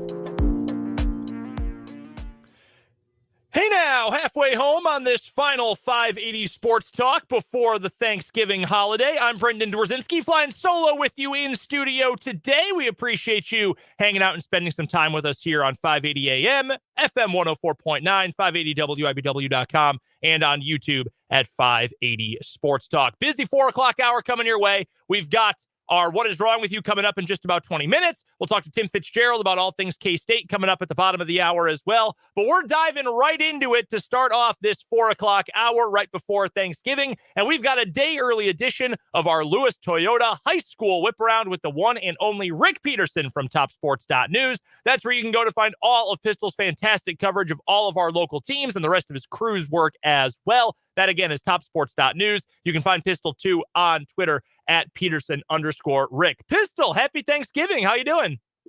Thank you. I'm doing great, and back at you. No, I'm looking forward to kind of having a day just to sit around and stuff myself, and then get back at it on Friday. Yeah, it's going to be a busy weekend. I do have to ask, we've been asking everyone who's joined us on the show today, what is the spread going to look like at the Peterson Thanksgiving dinner coming up tomorrow? Oh, it's huge spread. My wife's in the kitchen right now doing like dressing and that kind of stuff, and we're getting the turkey ready, and it's thawing right now. It's a huge spread with my wife. This is one of her favorite holidays of the year, and she's been working on it. This is like the second day she's already getting ready. So man, it'll be good. Yeah. Favorite side dish at Thanksgiving? Okay, now I don't know if this counts as a side dish, but it's my side dish: pecan pie. Oh, dessert absolutely counts as a side. I'm counting it. Yeah, I was gonna say, if I need to eat it as a side dish, I will, because that's one thing I look forward to all year. No, I love that. Are you having the whole family over, Pistol? Yeah. I think everybody. Ricky's going to come in town from Hayes, and my 3 stepsons are already in town, and my daughter's already in town. So, yeah, everybody will be out. Well, that's awesome. Well, happy Thanksgiving to you and yours, Pistol. We appreciate all the time you spend with us and appreciate you hopping out with us a day early this week. Let's get to the high school football, because what a weekend it was this past Friday night. We will start with the team that is still playing, the Hayden Wildcats. They are going to play for a state championship down at Gowan Stadium in Hutchinson. They are taking on undefeated Cheney. That's going to be a crazy game. Let's get to last weekend's win for Hayden first, though. They took on a well-coached, talented, red-hot Holton team, and they just stomped them 42-14 in the sub-state round of the playoffs. What impressed you the most when you looked back on that game, looked back at the box score, all that, when you heard from Bill Arnold this week? What impressed you the most about that outing for Hayden? Well, I tell you what, immediately comes to mind what a difference maker Finn Dunshee is. Yep. And I think like 129 yards, 4 touchdowns, whatever it was. But just the fact that he's back out there has to give his teammates confidence, because, he missed about 5 weeks, maybe 6 weeks. And so to have him back out there, and then what he brings to the table for that team, I'll be posting the story on him either later today or in the morning. But he is just so happy to, have a chance to finish off his senior season in style in the state championship game. And he kind of sets the tone. Another kid that really has impressed me is Connor Hanica, who stepped in for Jet Wallmeyer as a sophomore quarterback in the heat of the season and has done a very solid job. And that's all they need. They don't need him to throw 300 and 4 touchdowns or anything like that, although I think he did throw 3 last week. But he's done a very good job. And I wanted to ask you specifically about Finn Dunshee first, and the fact that he missed so much time. And going into this year, he was one of the players to watch after he really broke out a season ago. For him to come back 2 weeks ago and have it feel like he didn't miss a beat and was immediately making an impact again, I think that says as much about him as anyone, as anything, because it is hard to be that good right away after missing so much time, and it looked like he wasn't breaking a sweat. Yeah, and I think I think they told him maybe 8 weeks for that injury, and I think he came back in like 5 or 6. Wow. He didn't play very much in the Parsons game, And but he was out there and still had like 4 carries for like 40 yards in TD. And then they just Bill Arnold's been very careful with him and just eased him in a little more last week against Holton, and I think he'll do the same Saturday against Cheney. But no, and see, that's a kid that, you know, that, hey, maybe that's the old rugby player coming out in him. That's right. He's taken his bumps and bruises, and he's also a very, you know, he's a state champion in track. So I just think he really is dedicated to be out there and worked his tail off to get back. We're chatting with Rick Peterson from TopSports.News. It's the Lewis Toyota High School Whip Around here on 580 Sports Talk. Pistol joining us on the Fleming Place Wine and Spirits Hotline. Go check out his incredible work covering all of our local teams over at TopSports.News, all of our programs in the city and around Shawnee County. You mentioned Connor Hanukkah and stepping in at quarterback, and Jet Wallmeyer, one of the better quarterbacks it looked like going into this year in the city of Topeka, had a great start to the season before the injury. In a game against Cheney, which is talented, which is deep, which beat arguably the best team in the class twice this season, including a win over Andale just this past week in Sub-State. You mentioned that you don't have to do a whole lot at quarterback. You got to make the right calls. You can't give the ball away. You just got to be smart with it, and this Hayden team can find wins with all the other players on that offense. What do you think he's got to do production-wise against a team that is as good and as deep as Cheney coming up in this game on Saturday? I'll use the word I just used a little bit ago, solid. He's just got to be solid. He doesn't need to be the star of the game. He's just got to be solid. And I'm going to say this. He's playing for a quarterback's coach. Bill Arnold was a quarterback at both Holton and Benedictine. He knows how to handle quarterbacks. He knows what their strengths are and what their weaknesses are. So I think he'll put Connor in a position to succeed. As for Cheney, who Hayden will be playing coming up on Saturday early afternoon down in Hutch, what stands out to you the most? I know you've gotten to look at the stats, probably seen a little video of them this year. Obviously, that's a dang good team. If they beat Andale, not just once, but twice to even get to this point, what stands out the most about this Andale team? That they beat Andale twice. That's the thing. I mean, they're the only team to beat Andale in 60-some games or whatever. Yeah. So yeah, no, and the other thing that stood out to me, and you'll have to help me with the name, but their receiver, they had 12 catches or something last week. I mean, that really stands out to me too. I think that they're crazy good. I mean, they're crazy good. I think the whole key for Hayden, which is, I think Hayden has the tradition that they go into every game thinking they can compete no matter who they're going up against. And I think they just need to take that same attitude into Saturday's game. I don't know. I'm curious to see what the weather might do as far as changing things, because it could be rain. It's going to definitely be cold. It could be a little snowy. So I'm just curious to see how that might affect the game. I'm pretty sure, if I remember correctly, Pistol, it was 19 catches to tie a state record. 19, gosh dang. I cheated the kid. 19, dang. I mean, that's just, hey, there's some kids that are happy if they have 19 catches on a season. Right. I mean, that's about 2 catches a year. I mean, it's a game, but no, that's crazy. And they'll need to, Hayden will have to try to do what they can to disrupt that offense. Should be a great one coming up. 1 o'clock kickoff down at Gowan Stadium in Hutchinson, the 3A title game between Hayden and Cheney coming up on Saturday. In 6A, Washburn Rural comes up 1 point short against Derby, which has already won 6 state championships in just about a decade of time under their head coach, Brandon Clark. What a year, Pistol, it was for Washburn Rural and Steve Bueller's group. 11-1, their best record since that magical 1989 season. We were both at that game this past Friday, Washburn Rural versus Derby. Down the stretch, when the Panthers got hot and the Junior Blues slowed down a little bit, what do you think made the biggest difference in how that game flipped? Well, the thing is, I've rerun that game in my mind a lot of times, probably not as many as Coach Bueller and his team have, but I think and Coach Bueller I even talk about this after the game. It came down to like a handful of plays late, And you had the feeling that if one of those goes the other way, they win that game. I mean, obviously, you got J.C. Heim down there at the 1. You're thinking he's got multiple tries. You think he's going to get in. They get the field goal block, but if they get one touch or one first down, that's the game.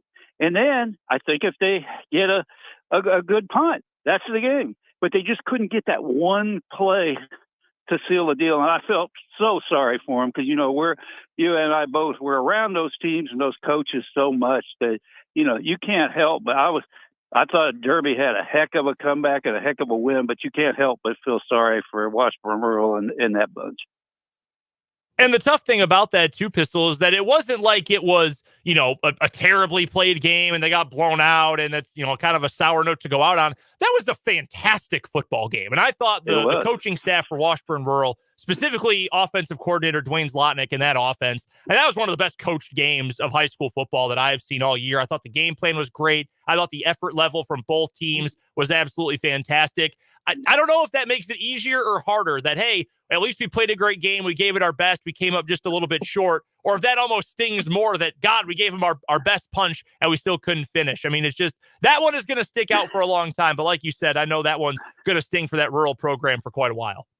Yeah, and they did play great, but you just, like I said, it's just kind of you have to dwell on the what ifs.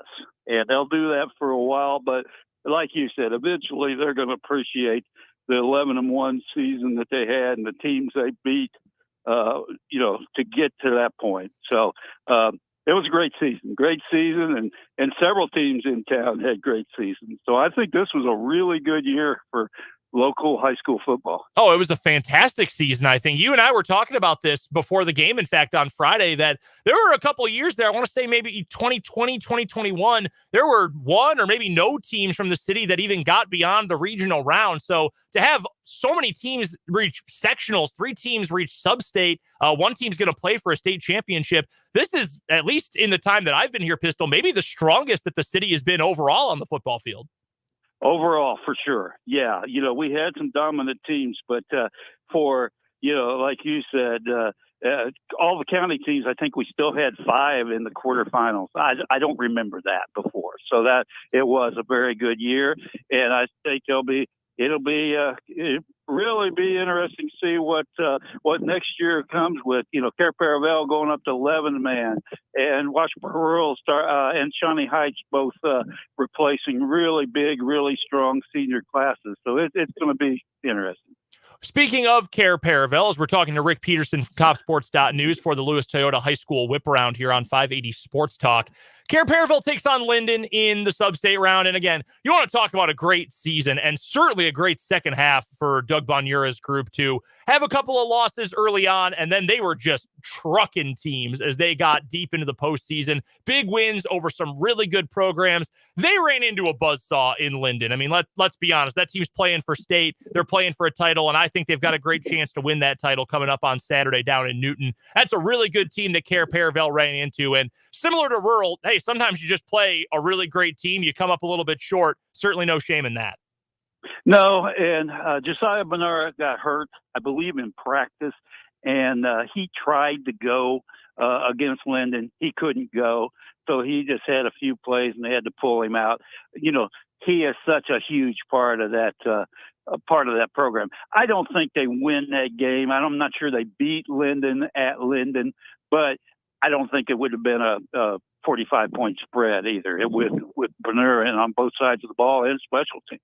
I know we talked about this last week. In fact, we've talked about this a couple of different times, Pistol, but going from where Care Paravel was, the level of competition they had just 2 years ago to kind of a developmental year last year, this incredible explosion this year, and then moving up to 1A 11-man football come next season. I mean, I don't know if there's any program that is, supernovaing like this Care Paravel team is right now, because they've got a ton of momentum going into next season, obviously with a well-coached team and plenty of pieces coming back for next year as well. Yeah, and they do. And the thing is, and Coach Benura and I were talking early in the season, now, it's just like last year was a whole new ball game for them.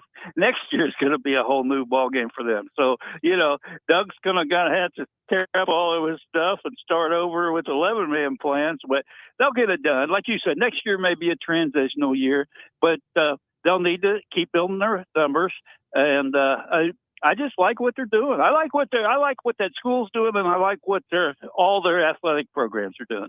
What do you think is harder to do, Pistol? Transition from 11-man down to 8, or in vice versa, go from 8-player up to 11? I think it would be tougher to go from 8 to 11. Mm-hmm. But I don't know. I've seen teams. I mean, like Linden. I mean, they go from 11 to 8, and they're just gangbusters. So, Yep. So I think but I think it all goes on what talent you got. You have when you go to 8-man, you got less positions to fill, obviously, and less skill positions to fill, obviously, less linemen. So I think that would be my opinion, but it's not easy either way. All right, Pistol, last thing I've got for you. Outside of the 3A game, obviously we're going to have a ton of attention on that since the Hayden Wildcats are playing for it. Any other state championship games around the state that are of a special interest to you, that are really piquing your interest heading into Saturday? Yeah, 6A. I mean, just because I want to see how Derby matches up with Gardner-Edgerton. And, like I said, I talked to Coach Clark, of course, after the game, and we talked about that tradition and how they never thought they were going to lose last week's game. And I just want to see that the way they won last week and the great game that Braxton Clark and his receivers had. I want to see how that translates to Saturday against a very good Gardner-Edgerton team. That one should be an absolute blast coming up in Emporia on Saturday. Rick Peterson covers all of our local teams, high school in Topeka and in Shawnee County, plus Washburn sports over at topsports.news. That's where you can check out all of his work and the work of his fantastic crew. Make sure you're also following Pistol on Twitter at Peterson_Rick. He joins us every week for the Lewis Toyota High School Whip Around. Pistol, we appreciate the time as always, my friend. Enjoy Thanksgiving with you and the family coming up tomorrow, and enjoy the football this weekend. Thank you very much. Same to you. That is Rick Peterson from topsports.news, the absolute best of the best. Always appreciate Pistol hopping on with us, especially a little extra flexibility in the schedule this week due to the holiday coming up tomorrow. Want to clarify here, because I know Pistol mentioned him.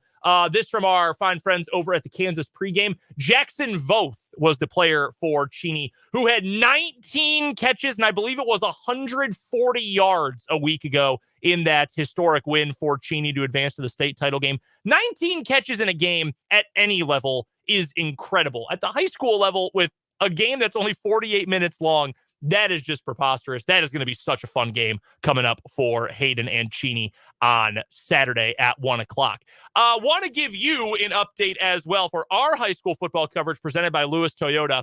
We are, for the time being, planning to be at the 8-player Division I championship game in Newton coming up on Saturday morning. That game is slated for an 11 o'clock a.m. kickoff with Linden, team out of the Pigskin and Hoops magazine, taking on Leota, Wichita County. That is our expectation. That is dependent on whether or not the K-State women are also playing on Saturday morning. We'll figure out what the K-State women's schedule looks like on Friday. We will hopefully be able to air both. High school football, followed by the K-State women, followed by K-State football. But we will keep you updated on that. So make sure you are paying attention to what the K-State women are doing. And also make sure you're paying attention to the 580 Sports Talk Twitter account, where we will keep you updated on our coverage for state championship weekend. Right now, we've got to get to a break here on 580 Sports Talk. On the other side of this timeout, we've got What Is Wrong With You? We need your votes. 2 stories. You're going to help us pick the winner today. And we'll find that weekly winner coming up next here on 580 WIBW.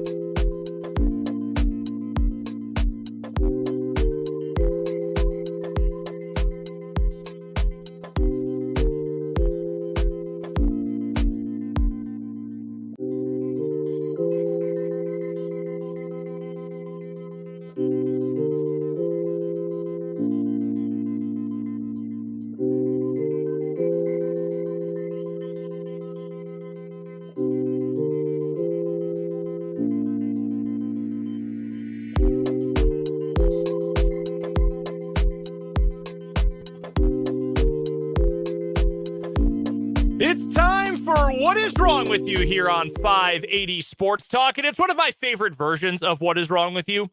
When we get you, yes, you, on the other side of this microphone, on the other side of that radio, your computer, however you might be listening or watching the show today, it's time for What is Wrong with You, and you are going to vote. I am alone in the studio today. It is just yours truly. Dan, on vacation. Jake, on vacation. They have marooned me, but that is okay because this gives you an opportunity to vote for our winner today and for the week in What is Wrong with You. I could unilaterally make the decision to pick our winners, but that is against the spirit of What is Wrong with You, in which I believe the most important principles are fairness, democracy, and making fun of people who do really stupid things. Those are the core principles of What is Wrong with You, and that is why I want you to be a voter today. So get the text line ready, 785-272-9429. That is our text line number. You can also vote via YouTube or our channel. You know it. It's called 580 Sports Talk. While you're there, give us a subscription. We're trying to get to 400. We're getting really dang close. We put a lot of work into the video stuff, so if you would subscribe while you're over there on YouTube, it would be much appreciated. But we've got two stories for you trying to take down our winner for the week. First, let's remind you that What is Wrong with You is brought to you by Top City Metal Supply. They cut the metal you need to your specifications, which saves you time, money, and material. So never settle when it comes to your metal with Top City Metal Supply on South Topeka Boulevard, which you can find halfway between Frito-Lay and Forbes Field. Our winner for the week, we found them yesterday. They were the three guys who broke into a closed, shuttered, medium security prison in St. Louis and locked themselves in a cell. They got stuck breaking into a prison. They were eventually saved after calling 911, and then they immediately got arrested after getting out of the jail cell. Not normally how it works. All right, we've got two stories going on today. One a little bit more intense than the other. Our first, the more intense of the two, we head down to Orange County, Florida, where a man was arrested Monday night after shooting at his family last month. 27-year-old William Stovall made his first appearance in front of a judge yesterday morning following his arrest. Police say the shooting happened back on October 30th. When officers arrived, they said they discovered Stovall had taken off from the scene and two victims were taken to the hospital for treatment. Investigators say they learned that Stovall's grandmother had recently passed 2 weeks prior, and several people had come to the home to help with cleanup. However, when one family member asked Stovall whether he had his grandmother's phone, Stovall replied, quote, "You ain't getting bleep." Okay, all right. I know emotions run high. I know there's a lot of sadness, maybe a lot of tenseness. You don't need to freak out like this. So according to police, after this outburst, Stovall began walking away before turning around, cussing at the family member, and pulling out a gun. He then fired the gun 10 times at the family member and others. Stovall faces 2 counts of aggravated assault with a deadly weapon and 3 counts of attempted murder. Not actual murder, though. It wouldn't be eligible if that had been the case. He says, "Hey, you got the phone?" And he said, "I got this." And he started popping off. Shot 10 times. Unbelievable. Way over the top. Way unnecessary. I get it's an emotional situation, but come on, that's way too strong. Our second story for today, this one, much, I don't even know, like less serious, but also potentially dangerous story. This is taking us, I believe, to Virginia. Is this where we are heading? We're going to a town known as Arlington. I don't know if this is Arlington, Virginia. At least the Arlington Cardinal is the paper here. The town is called, in fact, Long Grove. It's a town near Arlington, where officials can't take the possibility of bridge accidents too seriously if they allow for the placement of a Christmas wreath with a red bow on top of a warning sign that almost entirely covers the height of an overpass or of the covering over a bridge. So the way this works, there's kind of a structure here over a bridge. It's not very big. It's 8 feet, 6 inches tall. In fact, this is actually in Illinois where this is happening. Long Grove, Illinois, my home state. So there's a sign on the bridge that says 8'6", so that semi-trucks don't go plowing into it or other big vehicles don't go plowing into it, damage themselves, and damage the structure over this bridge. We've all seen the news out of Kansas City. What is it, the Independence Street Bridge? Is that what it is that semi-trucks crash into and get damaged on all the time? Well, that's the situation going on in Long Grove, Illinois. because officials just put a Christmas wreath over the sign that blocks it. This is clearly a serious enough issue that you had to put the sign up in the first place. And then they said, whatever. Let's put the Christmas wreath over it. Let's put the bow over the top of it so no one can actually see how tall this is. And someone is very likely going to plow right into it. So those are our two stories for today. We've got the guy who got so mad while cleaning out his grandmother's house after she passed away that he fired 10 shots at his family members and is facing attempted murder charges.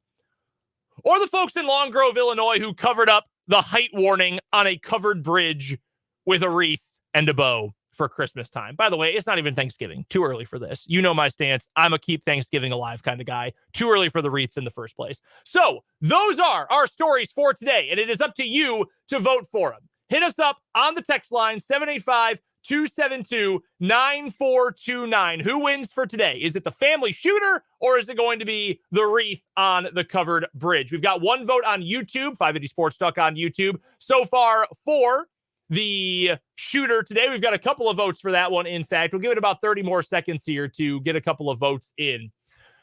785-272-9429 or a comment on the YouTube feed to let us know who you are voting for today's story.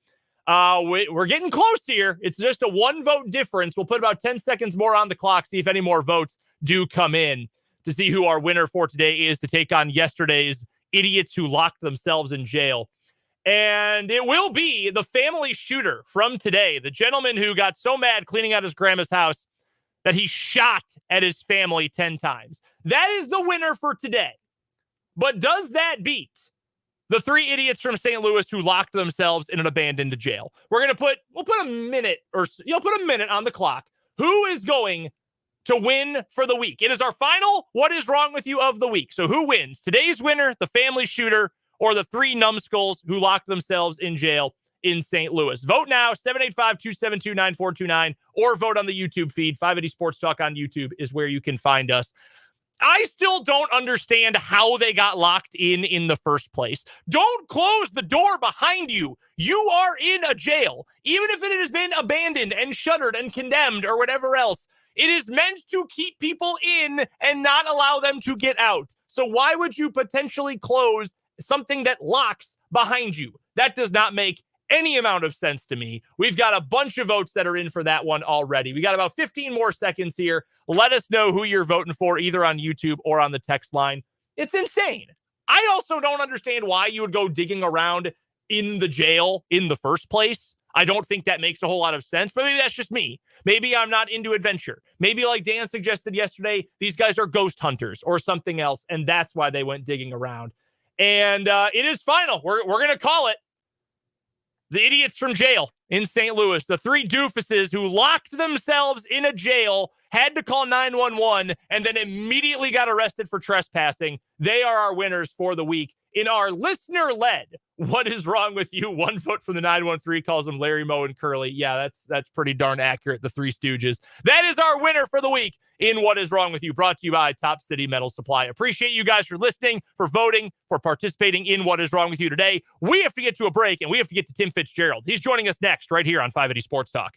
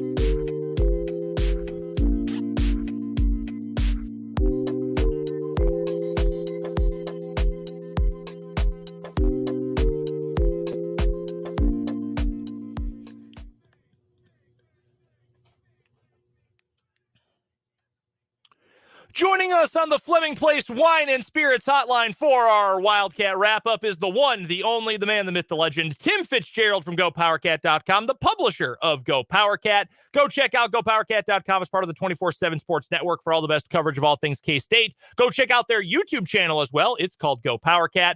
Fitz, happy Thanksgiving. How you been?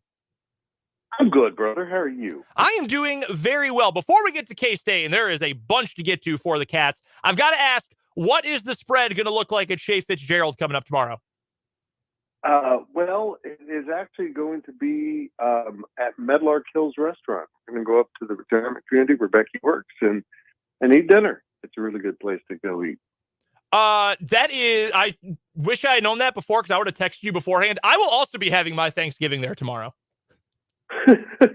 My wife's great grandpa is 99, so we're going to go eat Thanksgiving dinner with him. Oh, that's awesome. It's a great place. It really is. It is. Shout out to the fine folks at Meadowlark. Well, enjoy the Thanksgiving meal. Shout out to your wife for doing phenomenal work, by the way, as well. Let's get to some K-State football from this past weekend. They win the Sunflower Showdown, knock off KU 31-27 in a game that lived up to all the hype and so much more. I thought KU played a great first half. K-State was darn near impeccable in the second half, at least after that final KU touchdown run. If you, Fitz, were to point to one specific reason why K-State was able to flip that game on its head and take the win, what would it be? Special teams.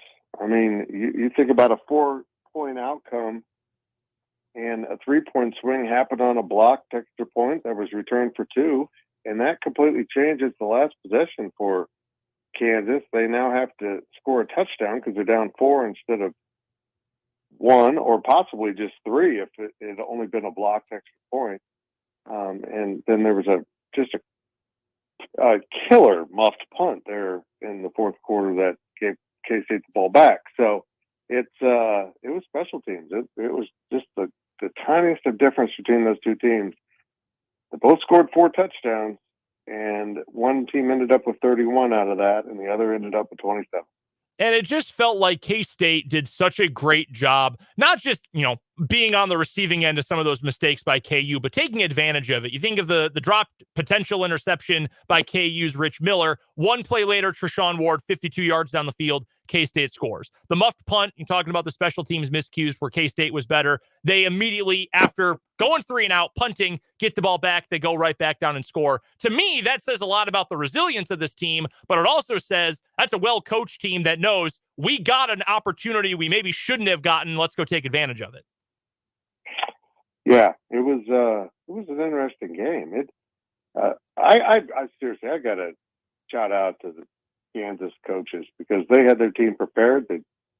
Andy Kotelecki did an incredible job of calling plays, setting up, just putting K-State's defense in impeccable situations. It was amazing to watch, and K-State somehow controlled the game back. If this is what we're going to have for the Abolition Bowl, I'm going with that, buddy, then we're going to be in for a treat for years to come. Hey, I'm fine with that. I like Abolition Bowl. We've had before recommended to us on the show Clash on the Caw, something with a little bit more flavor, a little bit more zest than Sunflower Showdown.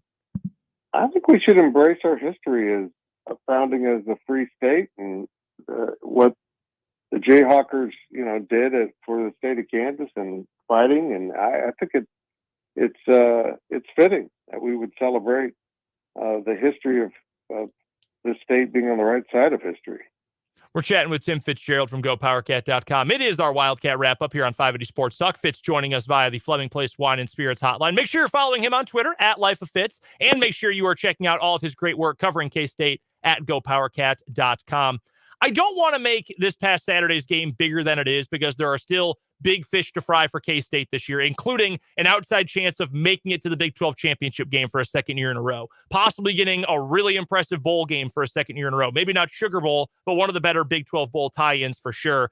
But with some consternation, I think it's fair to say, among the fan base about some of the things that have happened to this team over the course of the year, given the fact that it was a slow start to the game, slow middle half of the game, really, for K-State, to still come out of that with a win, to have momentum going into Farmageddon and going into the postseason. How much value is built into this victory for K-State, Fitz?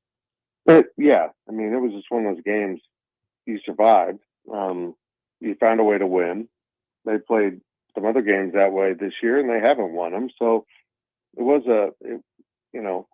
it was one of those days where you just ended up with more points. You made the littlest of plays that added up to a victory.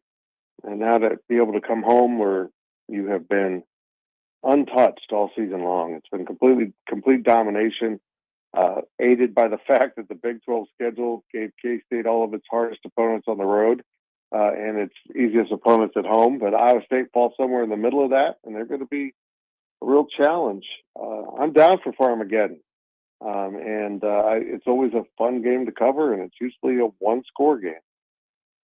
One player in particular I wanted to get to before we preview this matchup with Iowa State. I've been talking a lot over the last few days about KU's running back, Devin Neal, who I thought was the best player in the game on Saturday. He was fantastic for the Jayhawks, but we shouldn't overlook the starting running back for the Kansas State Wildcats either, because DJ Giddens was sensational in that game. And we were talking off the air about just the player development for K-State and the fact that we all here saw DJ play in high school at Junction City. And we thought, that's a good player.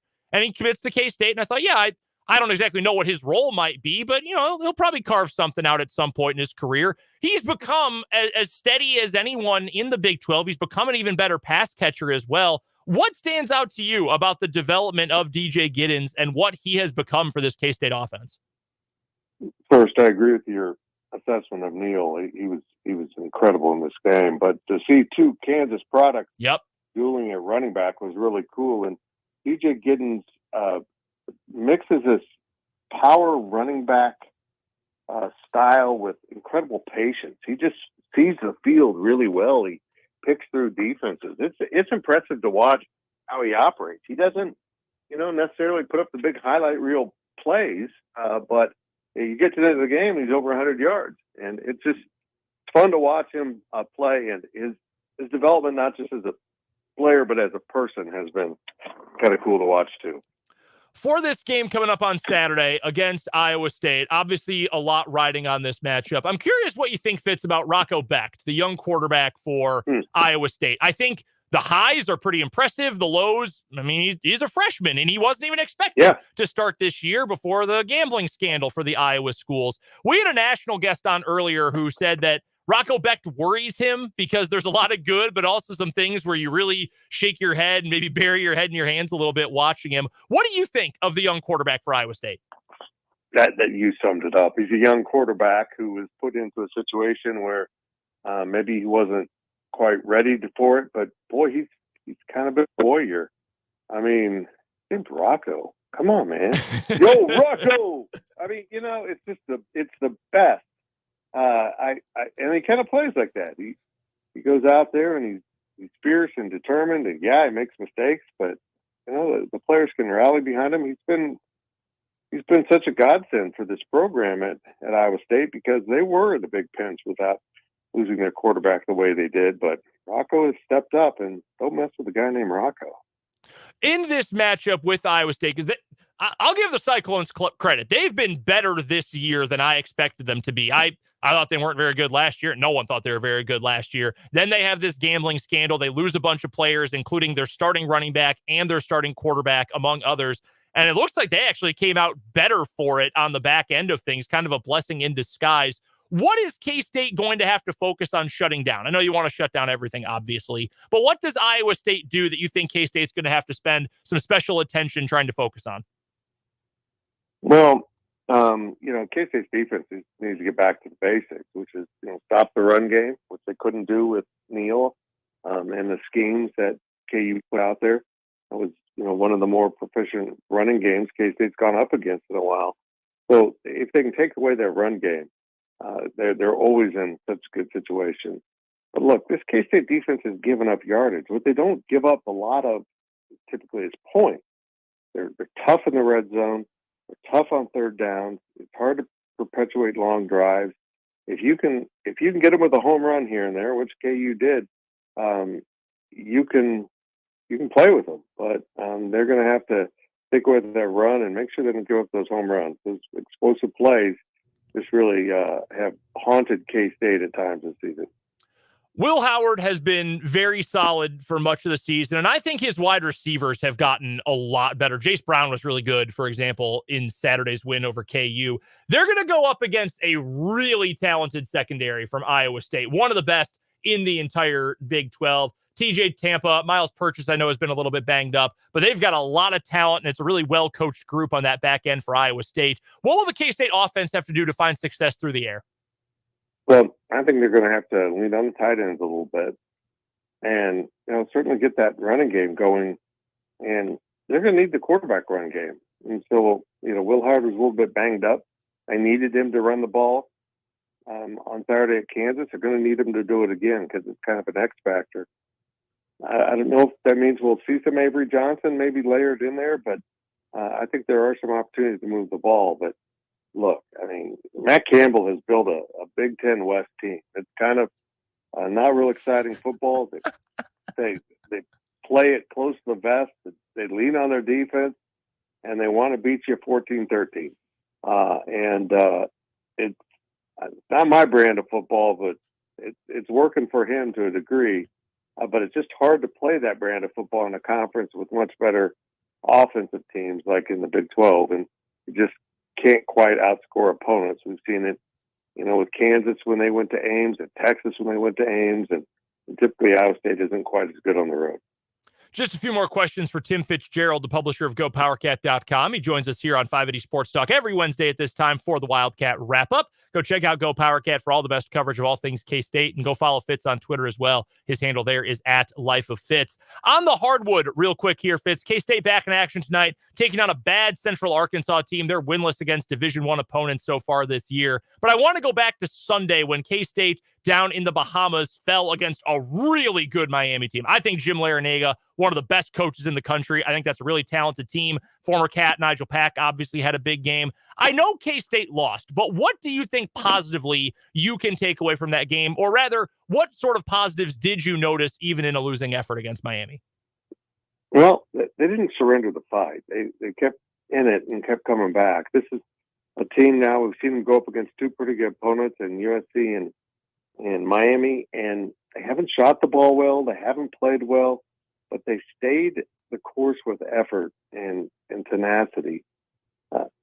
Look, when you shoot the ball well, you're a good team. And Miami, with Nigel Pack was shooting 45% from three coming into the game so far this season, and he went, 7 of 12 or something, just ridiculous. He was on fire. In the first half, he just totally dominated that game. And Kansas State just couldn't throw it into the Caribbean Ocean. It was pathetic. This team really needs some of these pieces back. And keep in mind, they played without Day-Day Ames either, who was ejected for getting hit in the face, essentially. Insane.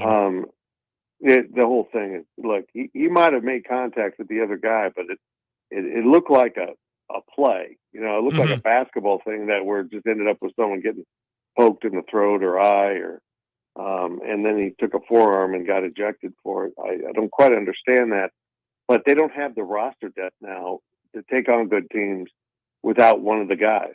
They're already missing two veteran players they're counting on. So you subtract another player and they get awfully thin, down to 10 scholarship players, and they look like that. And when you got guys that are struggling to shoot the ball, you don't have anyone coming off the bench, you're just kind of stuck with it, and that's exactly what happened to them against Miami. Real quick, Fitz, I know we've talked about the scheduling for K-State before, but I totally agree with what Jerome Tang said after the first game of the year against USC, that, hey, we're getting a chance now to learn what we need to improve on. We now have a better grasp of who we are, what we can be after a game like that. I love the fact that K-State has had these games. And yes, you would prefer to have wins over USC or Miami or at least one of them. But I love the fact they're getting tested early and they are getting to learn those things before we get into the meat of the schedule. I do too. And he knows his team's incomplete. He knows his team has a lot of improvement to make. And he's learning, like you said, he's thrown them into the swimming pool, and now he's found out they don't swim very well, so let's teach them how to swim. And really the key for K-State here is their defense hasn't been up to what they need to have. They've just got to be better on the defensive end of the floor, and they haven't been. Tim Fitzgerald is the publisher of GoPowerCat.com. Go check out GoPowerCat. It's part of the 24/7 Sports Network for all the best coverage of K-State. Go be a VIP too. It's absolutely worth it. Follow Fitz on Twitter at Life of Fitz. We appreciate the time as always, Fitz. Happy Thanksgiving to you and yours, and we'll talk next week. Absolutely. Black Friday sale right now. 75% off. Get it done. You can't beat that. Thank you, Fitz. You bet. That's Tim Fitzgerald from GoPowerCat.com. We've got to get to a quick break. Final hour of 580 Sports Talk is coming up on the other side of the national news.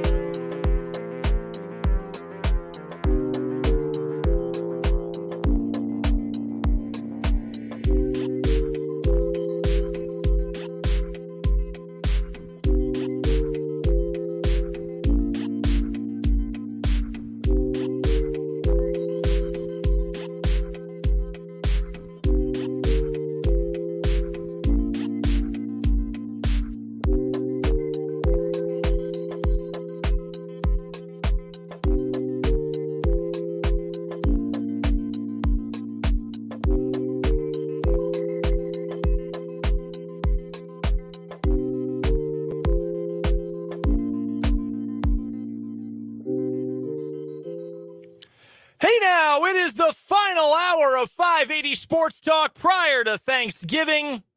And a day off the day after Thanksgiving, too. I am Brendan Dzwierzynski. Thank you so much for hanging out with me this afternoon. Appreciate you. Very grateful for you. Very thankful for you this Thanksgiving Eve.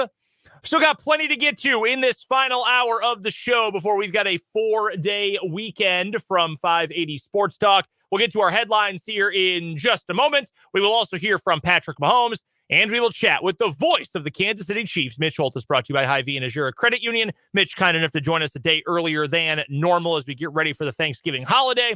We will talk to him coming up in just about 28 minutes or so. We would love to still hear from you and what you have to say during the show today. Text lines wide open, 785-272-9429. And you can comment on YouTube as well. 580 Sports Talk is the name of our YouTube channel. It's the same name as the show. Pretty easy. Just go to youtube.com, search 580 Sports Talk. Go throw us a subscription if you can. It would be much appreciated. We're trying to get to 400. We're in the 370s right now. So if you would only be so kind as to subscribe, if you go check out the YouTube live stream, it would be much appreciated. Definitely want to say thank you and very thankful for you to you who are listening, watching along, listening online, however you are doing it. Thank you so much for spending some of your time with us. We appreciate it every day. It's why we love to do this every single day here on 580 Sports Talk. We've got a lot to get to, so let's dive right into today's 580 Sports Talk headlines. We will begin with a quick recap from Hawaii today. The Kansas Jayhawks defeat the Tennessee Volunteers 69-60. So KU improves to 5-1 on the young season, bouncing back from a loss to Marquette last night, a 14-point loss to Marquette. Marquette, by the way, down double digits, around 12 at halftime to Purdue in the championship game of the Maui Invitational. 45-33. Purdue's Lance Jones hit a 70-foot buzzer beater to end the first half to send Purdue onto the locker room. But as for the Jayhawks, they ended up with 3 players in double figures today. Hunter Dickinson, 17 points, 20 rebounds in 30 minutes of action. He has been phenomenal for KU. And I know he wasn't great yesterday in the loss to Marquette. No one was great for KU in the loss to Marquette yesterday, to be frank.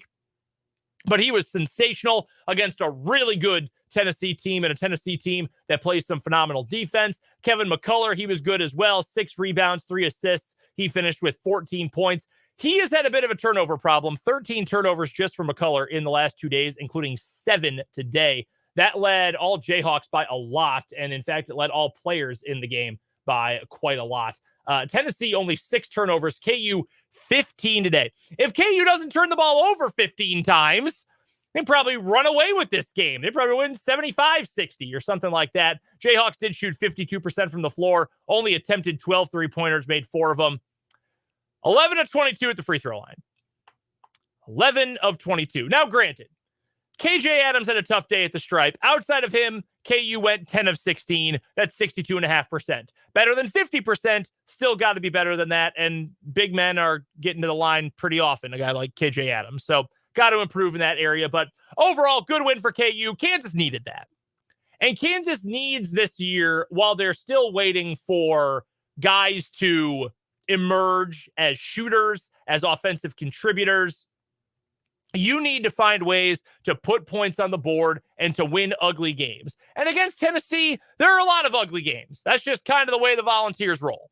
These two teams have faced off a bunch in recent years. In fact, they played last year in the championship game of the Battle for Atlantis down in the Bahamas. So these two teams pretty familiar with each other. Good win for KU. Couple of quick shout outs from this one. Some guys who stepped up and played big roles. KJ Adams is just awesome. He's just always in the right spot, always making the right play. So a huge shout out to KJ. And Jamari McDowell, I said this earlier while we were breaking the game down as it was going on. If you told me going into this season that of all the freshmen joining this KU team, Elmarco Jackson, Johnny Furphy, that Jamari McDowell would be the most impactful of anyone so far, I tell you, dude, you're insane. Like, what are you talking about? He's been great. Played a ton today. Didn't shoot the ball especially well from the floor. He went just 2 of 6 from 3, 2 of 7 overall. 7 points, 4 rebounds off the bench. Gave you some energy. Had 4 boards, like I said. I mean, a good energy player. That's a very useful player. And KU is going to really need those guys, especially while they're waiting for the Nick Timberlakes and the Elmarco Jacksons and the Johnny Furphys of the world to all come into their own. So a good win for KU today over Tennessee. KU now 5-1 on the season. They will next play against Eastern Illinois on Tuesday. And then in 9 days in Lawrence, they will take on UConn in a matchup of the last two national champions. Meanwhile, the Kansas State Wildcats, they are in action coming up tonight. 7 o'clock tip, 6 o'clock pregame start time right here on 580 WIBW, your home for Wildcat Athletics.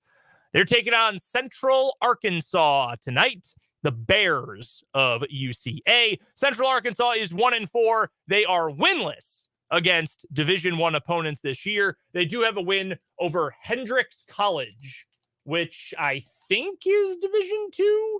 I got to check on that right now, what Hendrix is. No, they're Division III. So Central Arkansas is winless against Division I opponents. Their one win came against a Division III school. And now they have to go on the road to take on Kansas State, which is mad coming off a loss. Best of luck to the Bears coming up in that matchup tonight in Manhattan. Let's move to the NFL for a handful of headlines today.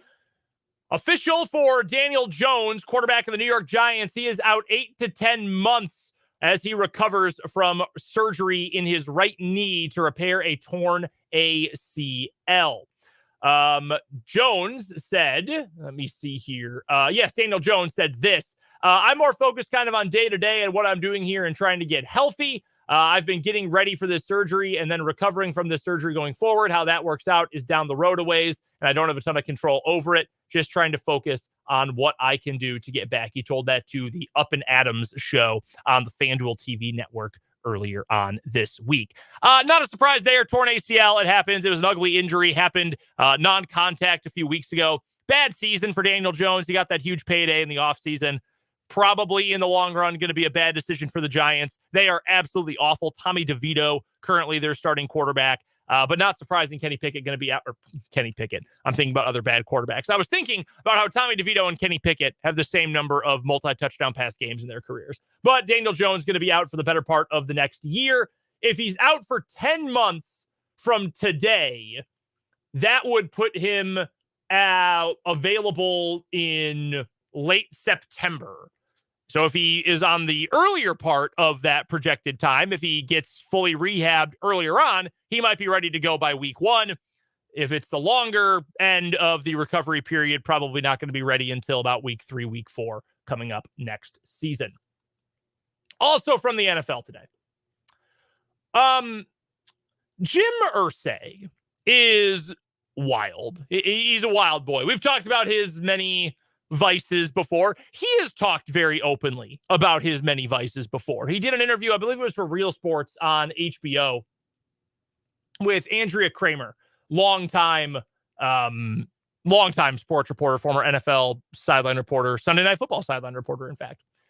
And he talked a little bit about the time he got arrested for driving a vehicle while intoxicated in 2014. And he said it was, quote, a result of police prejudice against him for being a rich white billionaire. This was, again, in an interview with HBO Sports. I was correct about that. He said, I am prejudiced against because I'm a rich white billionaire. If I'm just the average guy down the block, they're not pulling me in. Of course not. And he was asked, well, how do you think this will be received? And he said, quote, I don't care what it sounds like. It's the truth. I could give a damn what people think, how anything sounds or sounds like. The truth is the truth, and I know the truth. I don't know about that. He does add, though, the arrest was wrong. I had just had hip surgery and had been in the car for 45 minutes. And what? They asked me to walk the line? Are you kidding? I can barely walk at all.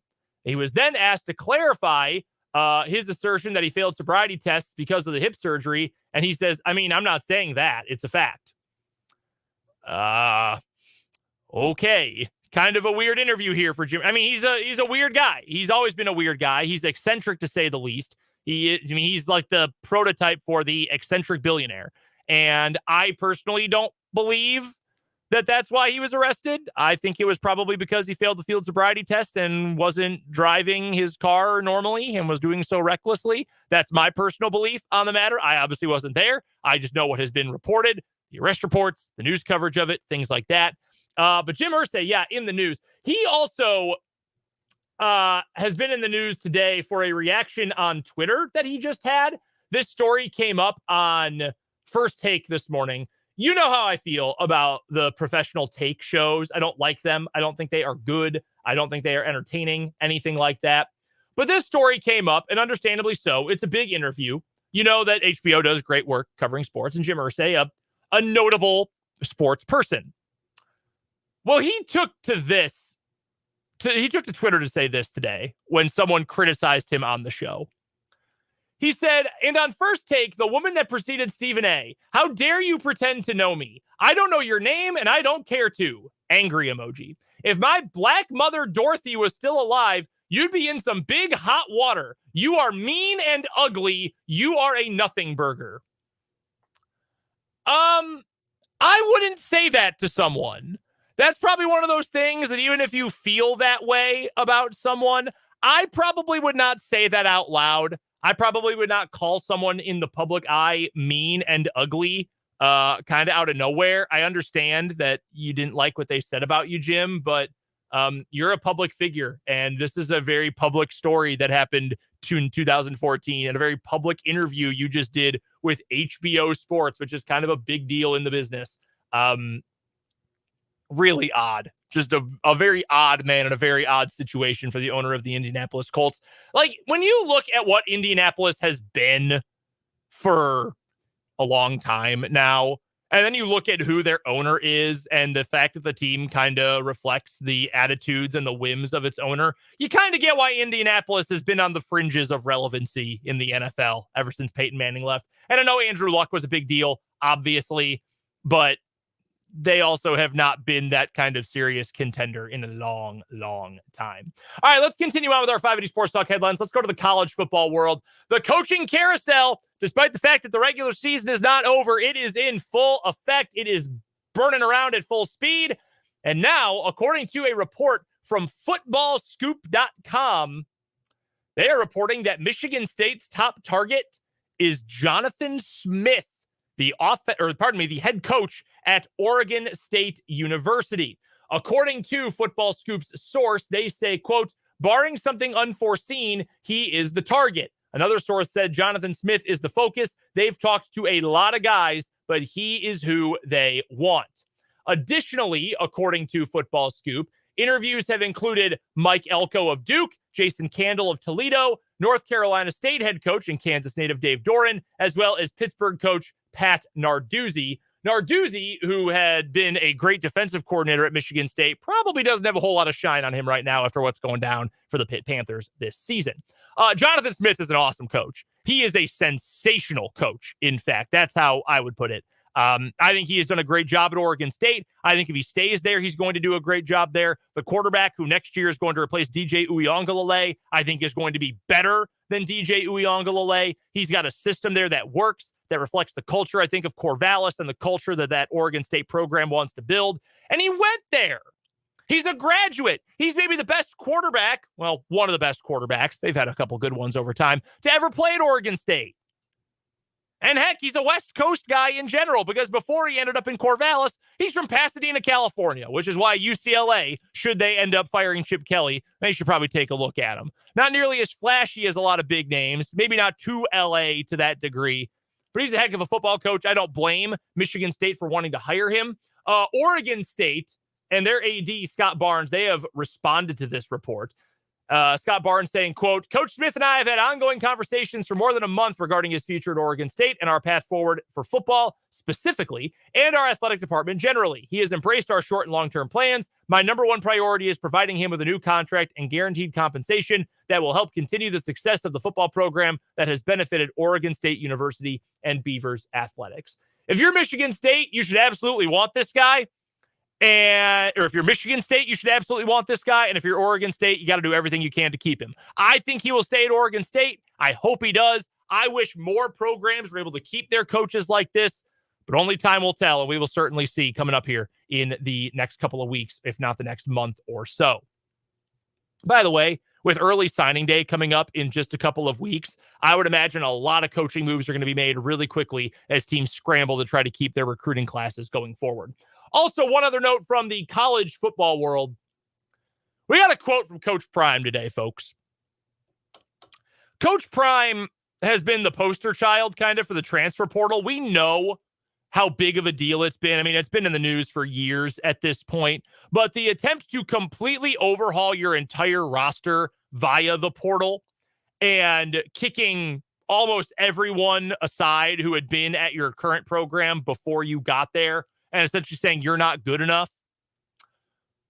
This is an all-time lack of self-awareness quote from Deion Sanders. Coach Prime, when asked about recruits who decommit and the general recruiting process. This is from Jake Shawanitz from DNVR, Colorado beat writer. Coach Prime said, quote, "A kid ain't even faithful to his girlfriend. You think he going to be faithful to his school? That's an emotional thing. What I wish the NCAA would do is if you commit somewhere and you can't go on other visits. One thing about it, we're not an ATM. That's not going to happen here. You're not coming here to get rich unless you're coming here to go to the NFL and get your degree."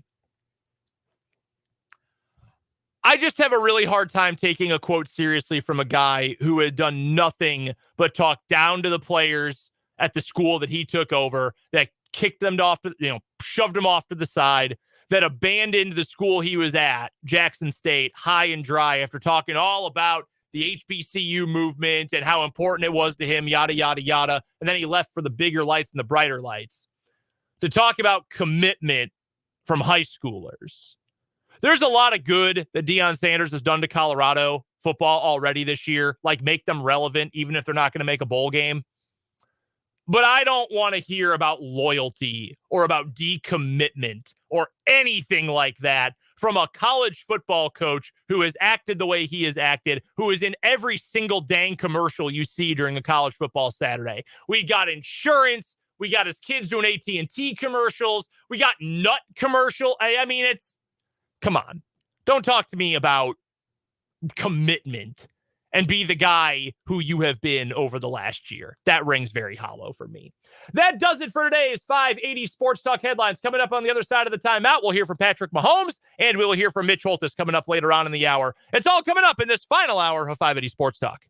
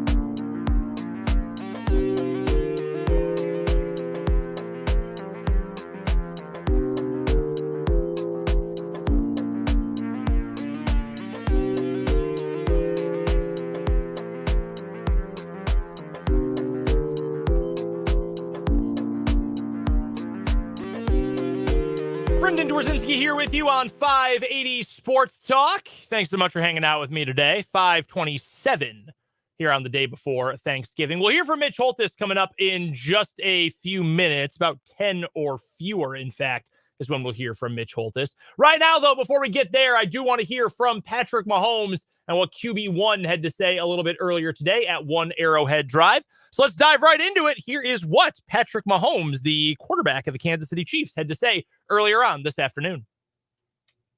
It's there. And okay.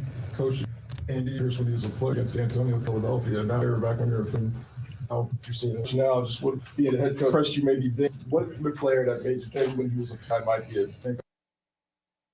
All right. Well, that is absolutely not Patrick Mahomes speaking to the media a little bit earlier on today. So we're going to go get an alternate source for our audio, and we will take care of it that way.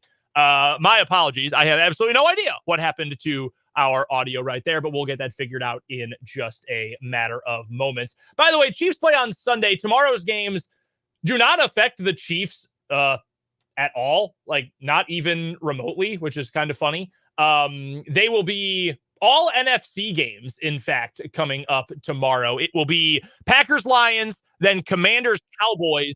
They're going to follow that up at night with the Seahawks and 49ers. So both Dan and I are going to end up with our teams playing in action coming up tomorrow, which I'm kind of excited about because then my Sunday is going to be nice and free. I'm not going to have any stress about the Packers on Sunday as we get ready for the work week. And I'm very excited about that, to be completely frank with you. All right, we have our alternate audio source up here. And again, my apologies for kind of botching the start of this whole thing. But let's hear from QB1, Patrick Mahomes. And finally, we will hear what he had to say earlier today.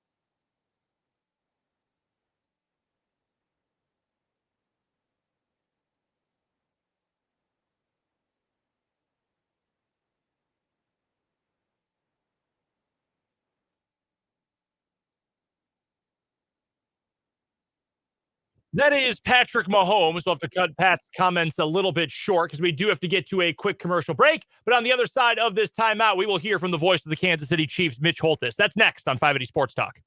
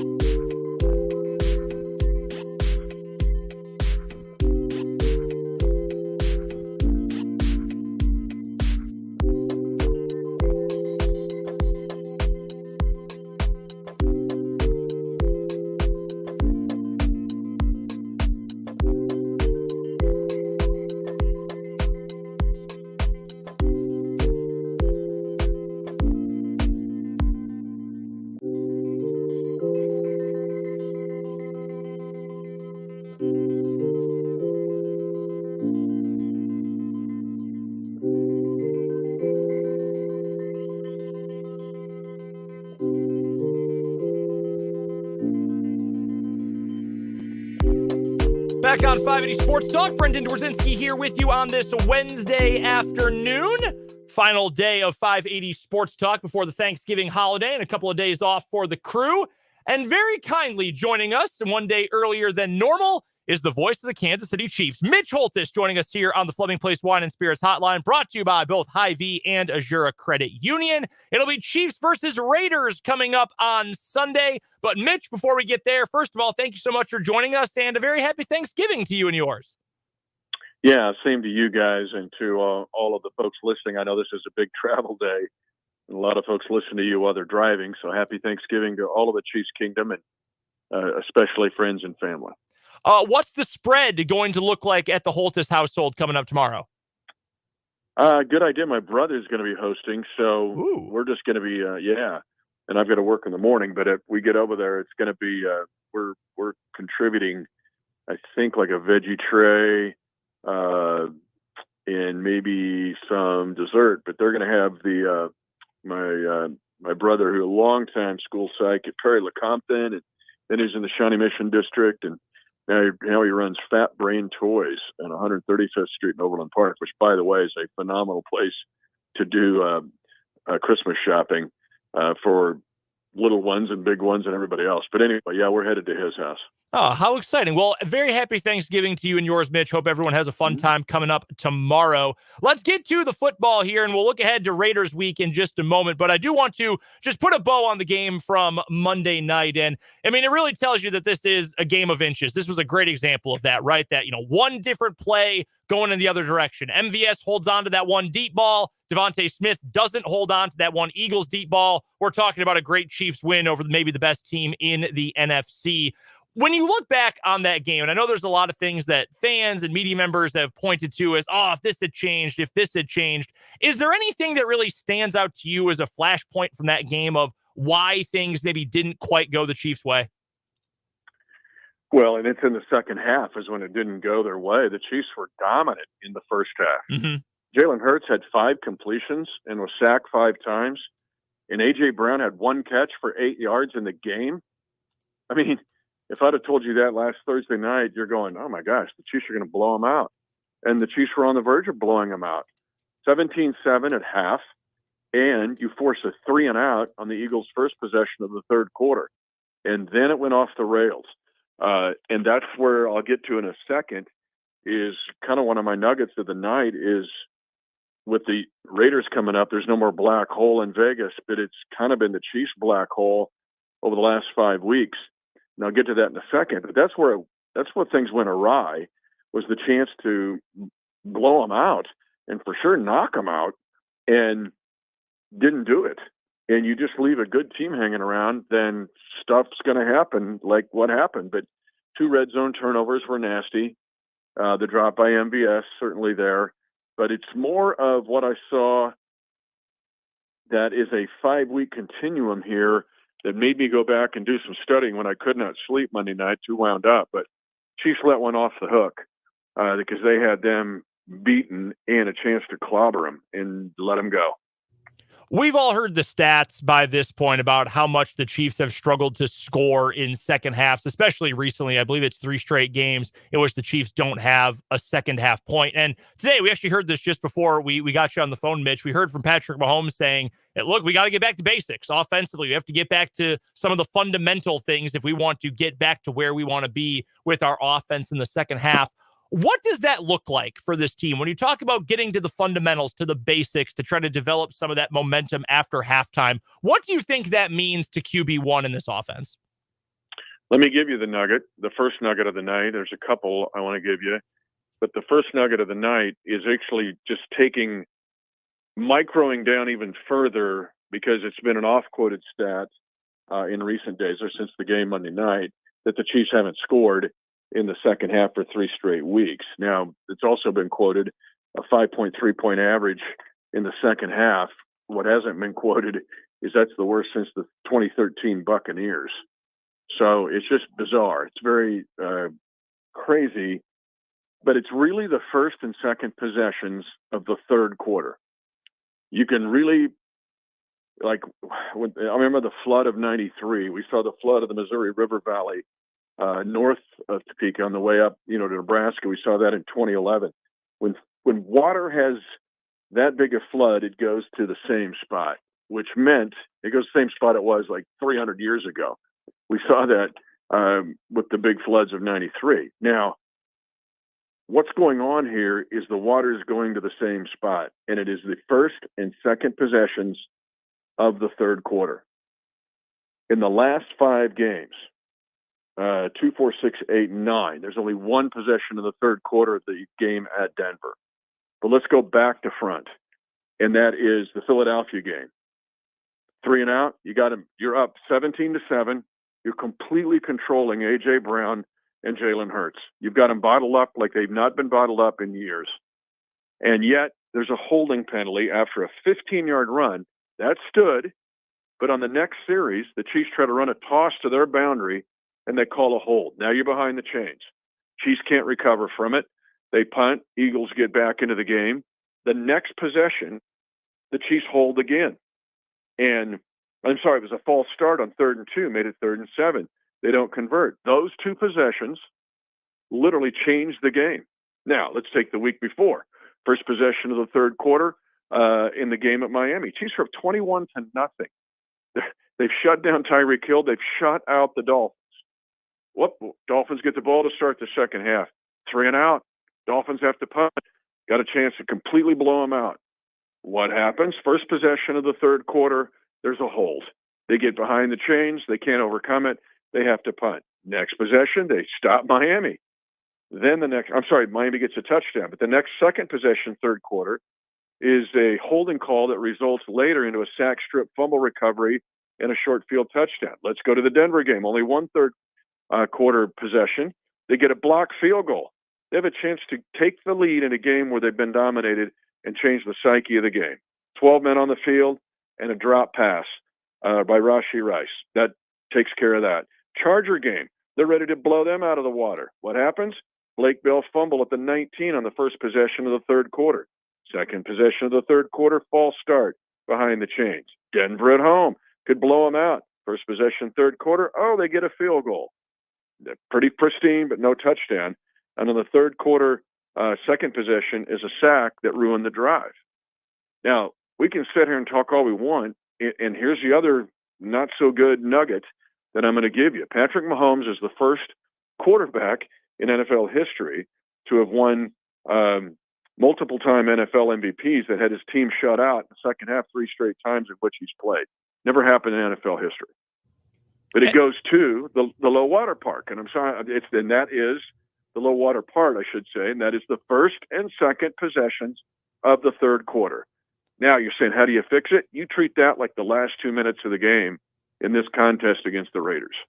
We're chatting with Mitch Holthus, the voice of the Kansas City Chiefs, brought to you here on our airwaves by Hy-Vee and Azura Credit Union. Mitch joins us every week during the Chiefs season to talk all things Kansas City Chiefs football. And I think, Mitch, laying all of that out, I think you kind of end up in a double-edged sword situation, because on one hand, if you're a Chiefs fan, you probably say, this all sounds correctable. Like it's, penalties that you can work out, don't hold, don't false start, things like that. Drops are things that can be worked on. Concentration issues, those can be worked on. So you feel a little bit confident, maybe a little encouraged, because, hey, we've still got so much left to accomplish. We can work on these things, get them worked out. Boom, we're on the path back to the Super Bowl. But I think on the flip side of that, arguably could be, God, there are so many of these things that we can work out and we can fix and that are controllable, and yet we haven't been able to do it quite enough. So I think if I was a Chiefs fan in that position, I might feel a little bit encouraged, but also maybe a little bit discouraged by some of those situations. Well, you're feeling, and that was my thought of coming out of the bye, because I'm thinking these are all correctable, but then it goes back to that point of the game. So if it's correctable and it's all going back to the same spot of every game, then all of a sudden you strategically attack that spot. Now, what do? I don't know. Do you script plays for the second half, or do you simplify things? You go tempo? I don't know. But there's got to be an awareness and an understanding that the first and second possessions of the third quarter now become like the end of the game. And it's just treating it, I think, with that. And you tell everybody at halftime or Pat's in the huddle, telling every single human being, this is the end of the game. You've got a chance here now to kind of change history. And that means concentration levels go up. That means, are you tired? Well, you just had halftime. You should be okay. So, again, when it's happening over and over and over at the same spot, yes, it's correctable, but you have to give some unusual attention to that spot. This matchup coming up on Sunday against the Raiders. It's the first Raiders week of the year, and like you mentioned, not quite the same black hole that there used to be in Oakland, but rivalry games, divisional games, there's always a little extra juice behind those. What is the most concerning, or I don't know about concerning, but what about facing the Raiders should concern the Chiefs the most here? Because to me, like you look at rosters, you look at coaching, all of that, the Chiefs have a clear advantage. I almost wonder, Mitch, if it's just the fact that the Raiders are feeling great and have good vibes after Josh McDaniels got fired, that they just feel like a better team. They feel happier, more confident, whatever. I almost wonder if that's the biggest weapon the Raiders have right now. It's a two-way current. One, they're excited that he's gone, but they're really excited that Antonio Pierce took over. Yeah. They've had interim coaches there before, right? But you're telling me what concerns me the most about this game, and the Chiefs fans need to have their antenna up. And it's that Antonio Pierce has changed the psyche of the Raiders. They are playing at a very high level, especially defensively. In the last 8 games, they're 5th in the league in points allowed defensively. If you look at them at home, they're 4-1 at home this season. And they're 4 straight wins at home. They've won 4 straight at home. They've only allowed 14 points a game at home. And a lot of that is due to Antonio Pierce. So they're playing with purpose.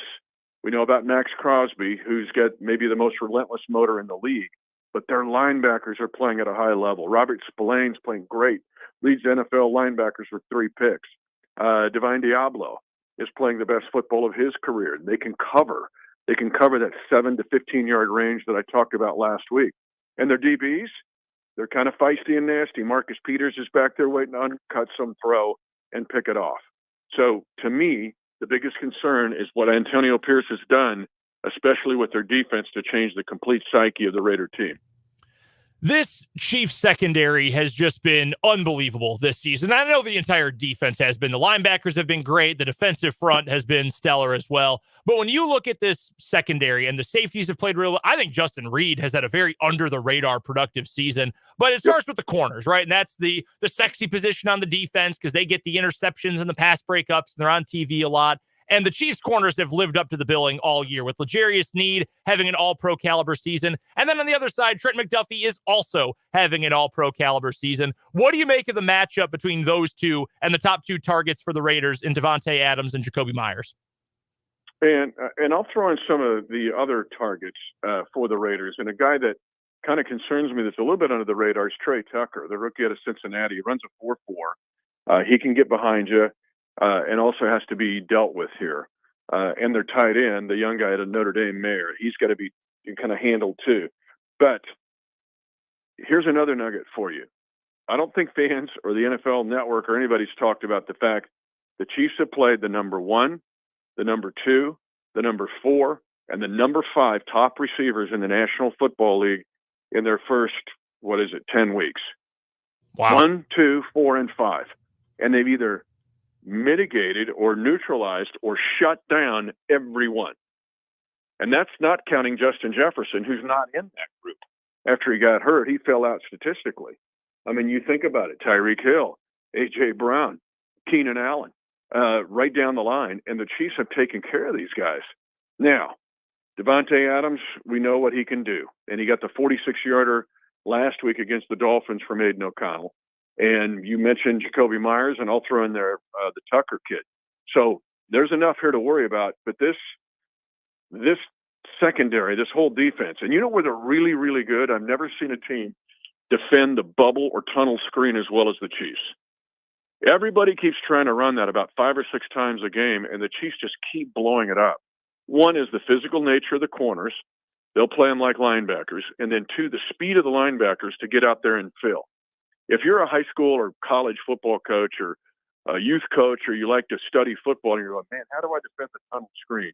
Then you need to watch the Chiefs all 22 this year, because they are giving a clinic on how to do it. It's spectacular watching. And that's a really hard play to defend usually. It'll be Chiefs versus Raiders coming up on Sunday, a game that, of course, you'll be able to catch right here on 580 WIBW on the Chiefs Radio Network. The voice of the Kansas City Chiefs, Mitch Holthus, joining us here on 580 Sports Talk, brought to you by our good friends at both Hy-Vee and Azura Credit Union. Mitch, thank you for being flexible with the schedule with us this week. Happy Thanksgiving to you and to yours. Enjoy the meal tomorrow and enjoy the game on Sunday. Always fun when it's Raiders week. You want one more nugget? Oh, absolutely. This is a positive. Patrick Mahomes, after a loss since 2018, is when he took over, basically as quarterback, is 16-3 after a loss. All of the other 31 teams in that span all have 10-plus losses after a loss. The next best record to Mahomes is 16-3. The Bills at 22-10, the Cowboys at 24-11, and the Packers at 20-11. Mahomes is 16-3. So I like our chances. Let's go. That is outrageous. Mitch, thank you so much, man. We'll talk to you soon. Happy Thanksgiving. Happy Thanksgiving to you, too. That is Mitch Holthus, the voice of the Kansas City Chiefs, kind enough to join us tonight on 580 Sports Talk. Let's get to one final break. We'll come on back, put a bow on this holiday edition of 580 Sports Talk coming up next.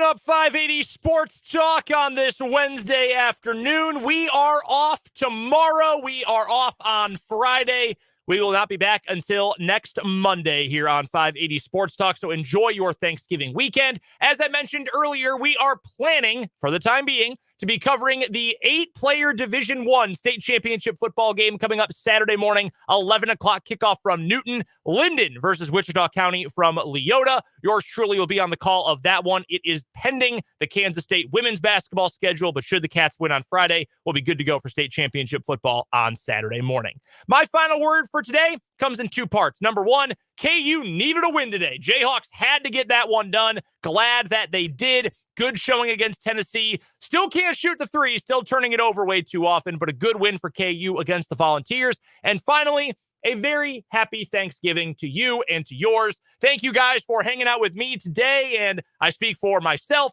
for Jake LeBon, for Dan Lucero, when I say thank you for listening to us every single day when you check out 580 Sports Talk, whether you listen on your radio, listen online, or check us out on our YouTube feed. Means a lot to us. I can tell you personally, it means a lot to me. Very grateful, very thankful for you spending your time, your hard-earned free time, work time, whatever it might be, to hang out with us here on 580 Sports Talk. Don't forget, you can go check out the podcast version of the show over at 580wibw.com. You can also check out our YouTube channel anytime. Make sure you subscribe. We're just called 580 Sports Talk on YouTube. YouTube.com, search 580 Sports Talk. That's the easiest way to find us. Subscribe. You can check out today's show, old versions of the show, and much more at our YouTube channel. Again, we are off the next 2 days. We'll be back with the full crew coming up on Monday. So until then, I am Brendan Dzwierzynski. Enjoy your Thanksgiving, and we'll talk to you next Monday right back here on 580 Sports Talk.